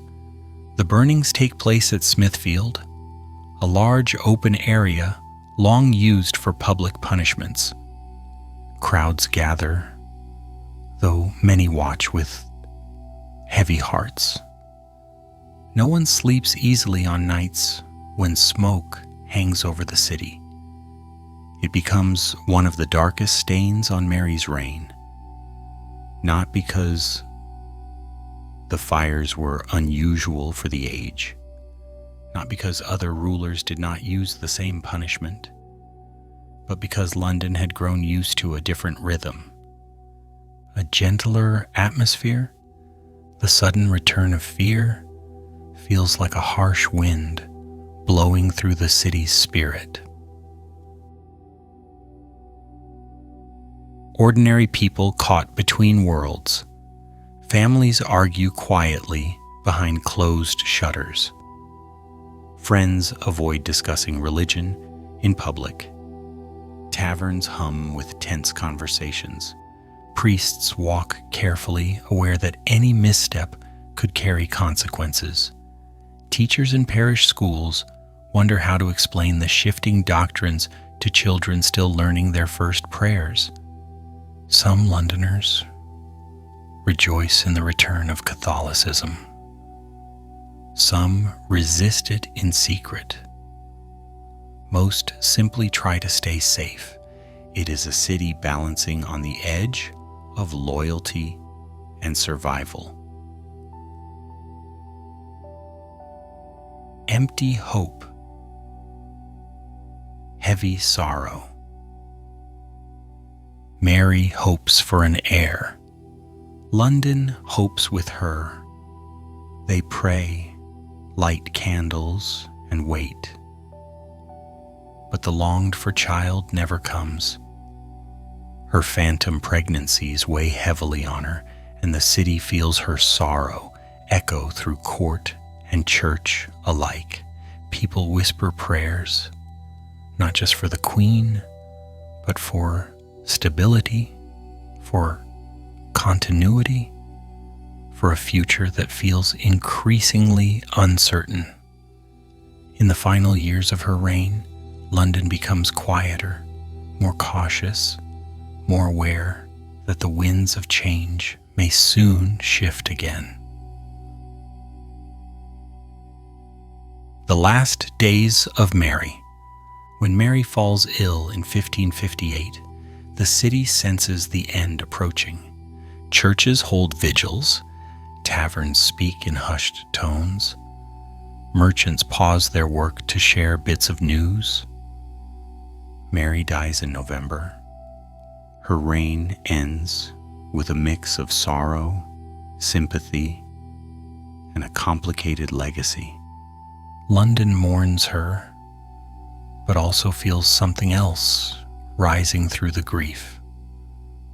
A sense that the pendulum of history is about to swing once more. And this time, it will swing in a direction neither Mary nor her advisors could have imagined.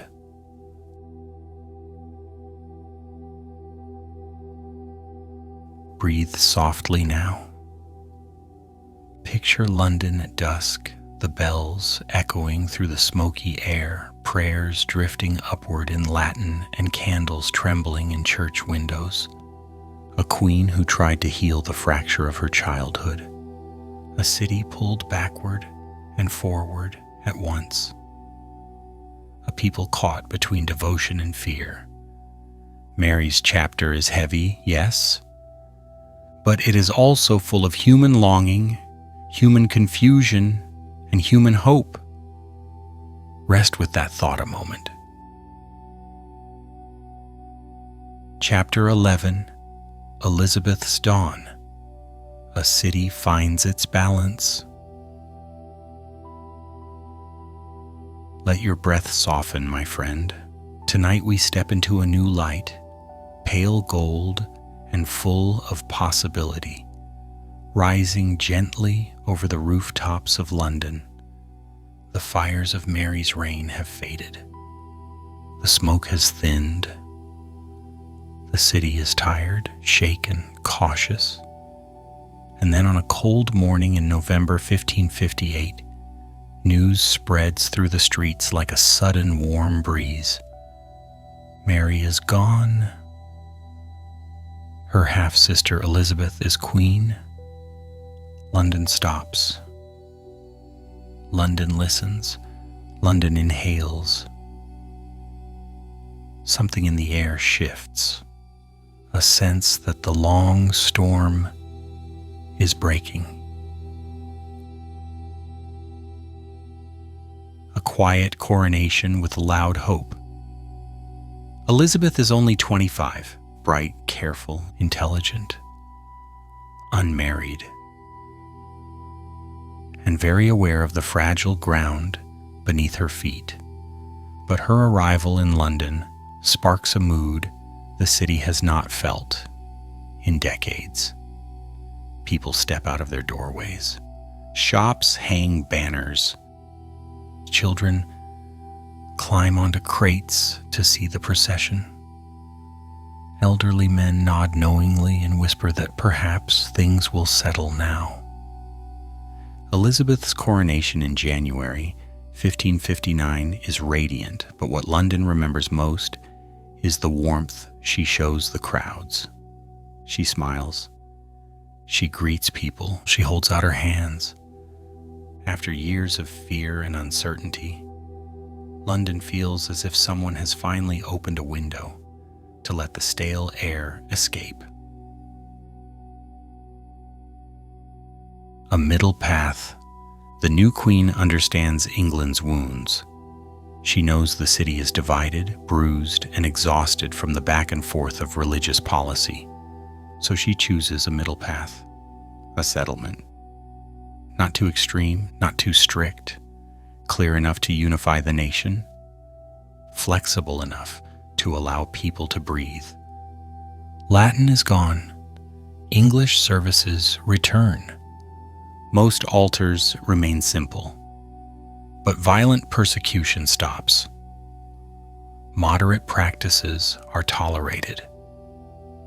A sense of calm replaces the turbulence. Londoners exhale, church bells ring with a gentler tone. People return to services without fear. Priests preach with steadier voices. The city finds its balance. The Queen of Images, Elizabeth does something clever. She turns herself into a symbol. Paintings of her appear everywhere. Not as a woman, but as an ideal. The Virgin Queen, the mother of the nation. The tall, calm figure draped in pearls and power. Londoners begin to speak of her almost as though she is part queen, part myth. She becomes the shining thread that ties the kingdom together.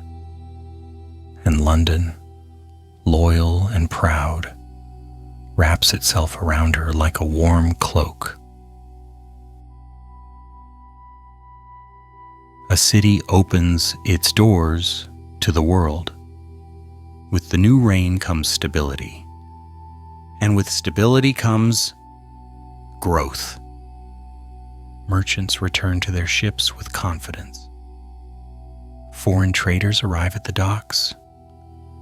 New goods flood the markets, silks from Italy, spices from the Levant, iron and timber from the Baltic, glassware from Venice, exotic fruits carrying scents Londoners cannot name. The city begins to hum with the music of commerce. Coin clinks on wooden tables, ships creak, carts rattle. Vendors call out in accents from half the world. London becomes a crossroads of cultures, ideas, and ambitions. The birth of the playhouses. One of the most magical changes happens quietly at first. Actors begin performing in inns. Crowds gather, coins are tossed. Stories unfold in open courtyards. Then, in the 1570s, the first permanent playhouses rise on the city's outskirts. The theater, the curtain, later the rose, and eventually the globe. Londoners of all classes flock to see performances that stir their souls, laughing at comedies, weeping at tragedies, standing shoulder to shoulder with strangers as stories sweep them into other worlds. By candlelight and sunlight, a new art form is born. A gift that will one day make London famous across centuries. And somewhere among the crowds, a young writer named William Shakespeare begins to watch, listen, and dream. Danger beneath the surface, But do not imagine the era is peaceful in every corner. Plots simmer in the shadows. Foreign powers eye England with hostility. Religious tensions still flicker. Spies move quietly through the city, carrying secrets in their sleeves. In 1563, plague returns, reminding London that the darkness never sleeps for long. The bells toll, people flee, markets close. The Thames carries boats full of fear. But the city endures as always. Elizabeth rides through London during outbreaks, comforting her people, showing them she will not abandon them. Her resolve strengthens the city, and the city strengthens her. The Spanish threat. By the 1580s, another storm builds. Distant at first, then louder, then impossible to ignore. Philip of Spain, once Mary's husband, now sees Elizabeth as a threat. England as a rebel, London as a target. The Armada sets sail. Panic ripples through the city. Shops close early. People pray. Soldiers drill on muddy fields outside the walls. But when news arrives that the English fleet has triumphed, London erupts with celebration. Bells ring for hours. Candles glow in every window. Children cheer in the streets. For the first time in a long while, the city feels powerful, protected, united, fearless. A flowering of minds. Under Elizabeth, learning blooms, printing presses whirl, schools thrive, explorers return with strange stories, scientists study the stars, poets fill their pages with dreams. London feels smarter, brighter, more curious. People read more, debate more, invent more. The city seems to hum with thought. Even at night, one can imagine thousands of candles flickering behind windows as people write letters, copy texts, or draw maps of lands they will never see.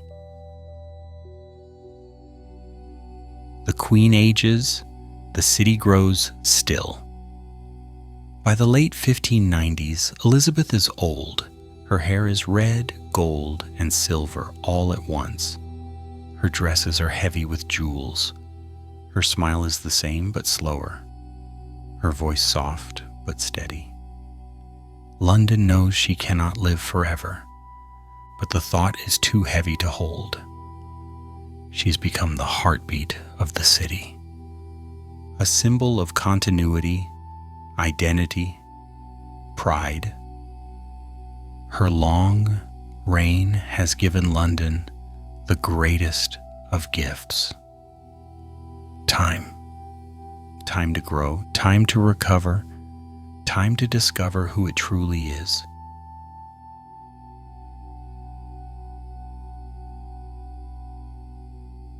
Let your breath fall slowly now.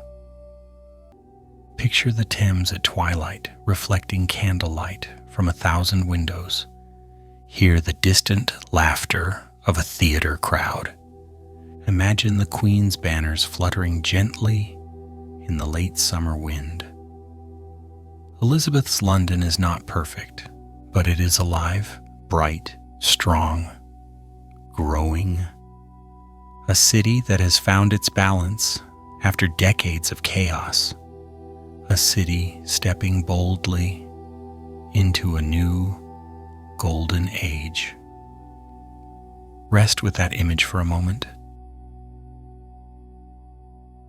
Chapter 12, The Long Twilight of a Golden Reign. Let your breath soften, my friend. Tonight we drift into the late years of Elizabeth's reign, a time when London glows with confidence yet carries quiet shadows around the edges. A time when the Queen is no longer the bright young woman who charmed crowds with a smile and a wave, but an aging monarch wrapped in pearls, memories, and the weight of a long-lived crown. The century is ending, the light is changing. London stands on the edge of a new age, steady yet uncertain, luminous yet subdued. Come, let us walk gently through this twilight. The Queen who would not fade. In the 1590s, Elizabeth is in her 60s. Her portraits show her as radiant, youthful, almost mythic. But Londoners who glimpse her closely see the truth. Her steps are slower, her face is lined, her eyes still sharp, but softer around the edges. She refuses to marry, refuses to name an heir, refuses to step aside. Her body ages, but her will does not. When she speaks in public, people still lean in, still listen, still cheer, but there is a slight tremble beneath the surface, as if the entire kingdom is holding its breath, hoping she will remain strong just a little longer. London loves her, but London fears the void her absence would create. Theaters at their peak. London's playhouses are now the heartbeat of the city's imagination. Crowds still gather at the Curtain, the Rose, and the Globe, even as Elizabeth grows older. It is an age of words. Shakespeare writes of kings, lovers, fools, and ghosts. Marlowe brings fire and danger to the stage. Ben Jonson sharpens his pen with wit and mischief. On warm evenings, the Thames carries the sound of applause from the south bank to the north like a shimmering echo. Sometimes, the Queen sends messengers to commission performances for court. Sometimes actors dream that Elizabeth herself might attend a show in secret. Whether she does or not, her presence fills the theaters all the same. London has become a city that thinks in poetry. Poverty returns in new forms. But golden ages are rarely golden everywhere. Despite trade, theater, and prosperity for some, London's population continues to grow, pressing at the city's limits like a river against its banks. Tenements rise too quickly and too closely. Waste flows through narrow lanes. The poor crowd into damp rooms. Children beg in the alleys. The smell of sickness hangs over certain districts like a lingering fog. The government tries to regulate food prices, tries to punish landlords who overcharge, tries to create systems for the unemployed. But the city keeps expanding, faster than any plan can contain. London is brilliant. London is booming, but London is uneven. A tapestry of wealth and struggle woven together in one restless pattern. Shadows of plot and intrigue. Even in her later years, Elizabeth faces conspiracies. Plots rise and fall, whispered in foreign courts and secret chambers. Some want to replace her with Mary, Queen of Scots, until Mary's execution ends that threat with grim finality. Others hope to destabilize England through spies, propaganda, or foreign alliances. London hums with quiet suspicion. Taverns hold secret conversations. Courtiers send coded letters. Messengers slip through the city at night. The Queen's spy master, Sir Francis Walsingham, tracks every whisper, every rumor, every suspicious glance. Many Londoners sleep uneasily during these years, sensing danger even when they cannot see it. But the city remains standing, alert and resilient, sheltered beneath the Queen's vigilance. Hard winters and empty granaries. In the late 1590s, a series of poor harvests hits the kingdom.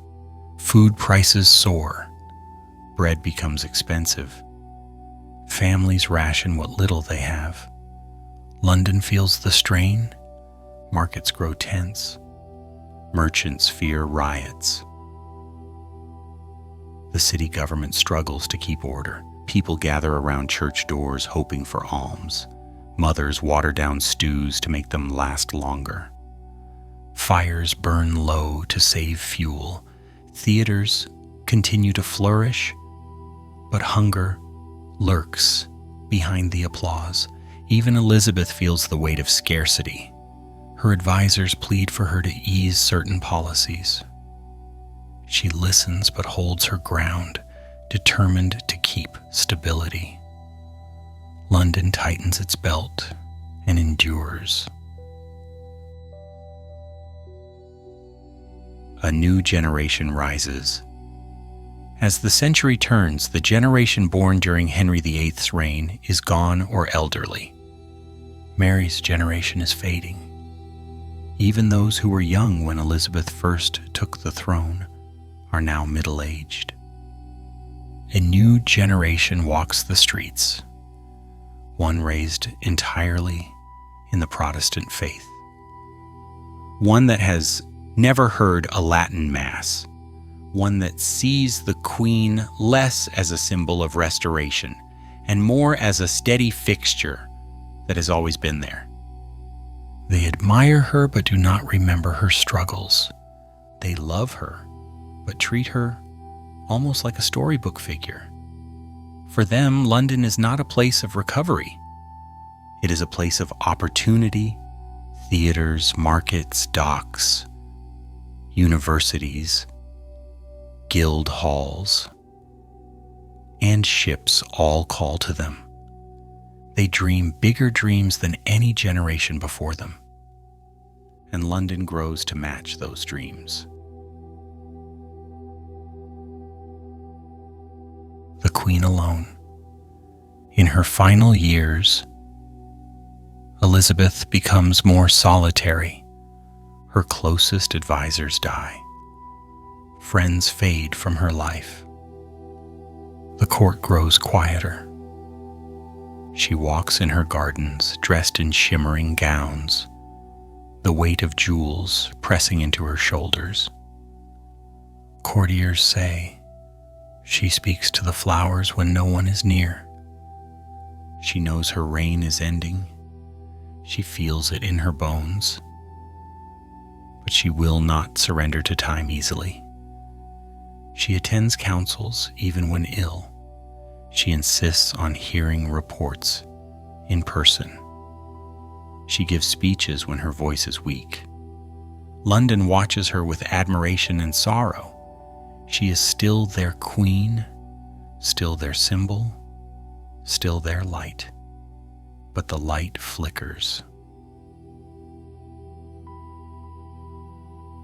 The death of Elizabeth. In March 1603, London receives the news it never wanted. Elizabeth has died at Richmond Palace. She is 70 years old, having ruled for 44 years. The city falls into a heavy quiet. Shops close. Church bells toll slow. Mournful notes that seem to vibrate through the stone of every building. People gather in the streets not to riot or celebrate, but simply because they cannot bear to be alone in this moment.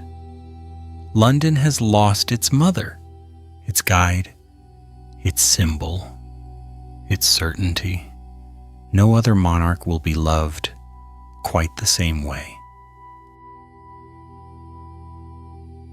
A new dawn already rising. As London mourns, a new king prepares to travel from Scotland. James VI of Scotland, soon to be James I of England. The Tudors are gone. A new dynasty begins. But London does not yet think of the future. It thinks of the woman who led it through storms and silence, terror and triumph, poverty and poetry. Elizabeth leaves behind a city transformed, a city strong, a city alive. And though the century closes, her imprint remains like a warm glow on the river at dusk.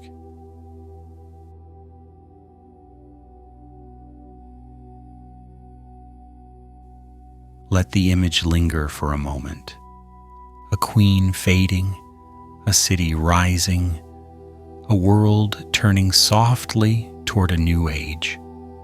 London stands still in the twilight between eras, its memories heavy, its hopes bright, its path already unfolding toward the unknown.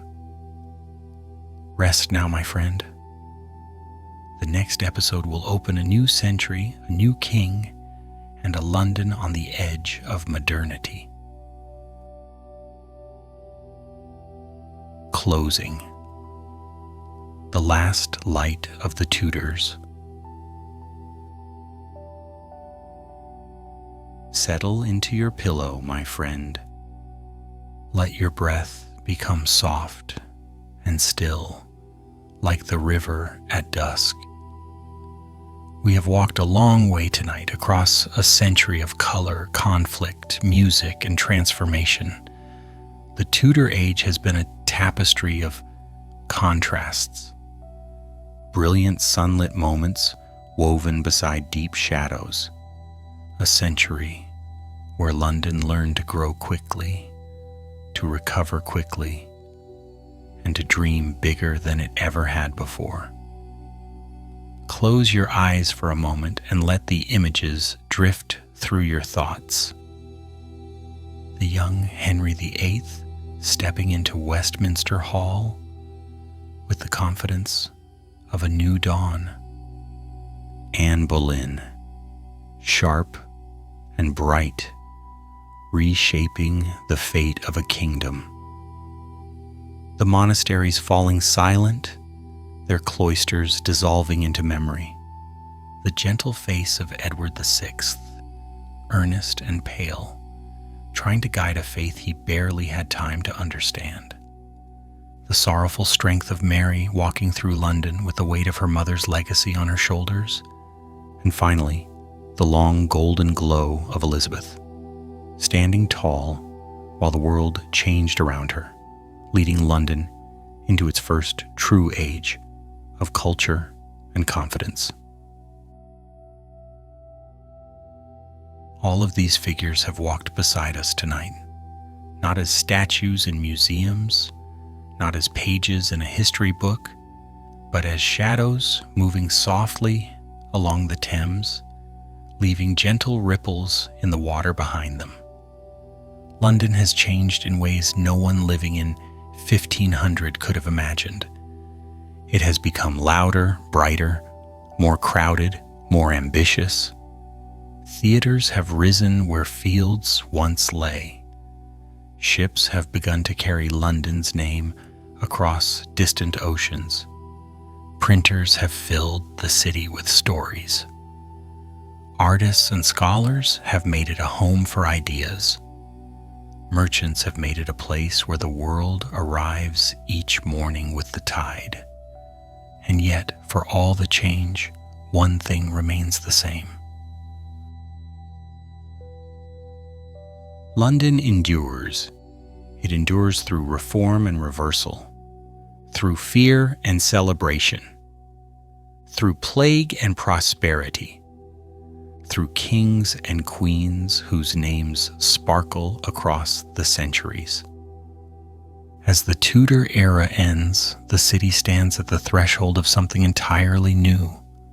A new dynasty, a new century, a new world. Beyond the horizon, the Stuarts wait. With them come new hopes, new tensions, new discoveries. A kingdom reaching toward empire, a city stretching toward modernity. But that is a journey for another night. For now, let your thoughts drift like small boats on the Thames after sunset. Let the last light of the Tudor age settle softly over you. Let the quiet of the past wrap around your heart like a warm cloak. You have traveled far tonight, through palaces and prisons, through marketplaces and monasteries, through theaters and narrow alleys, through storms of faith and waves of change. Now rest. London will still be here when you wake. The river will still flow, the bells will still ring. And the next chapter of our journey will be waiting patiently, like a dawn that knows its time will come. Good night, traveler. Sleep deeply. The story continues soon.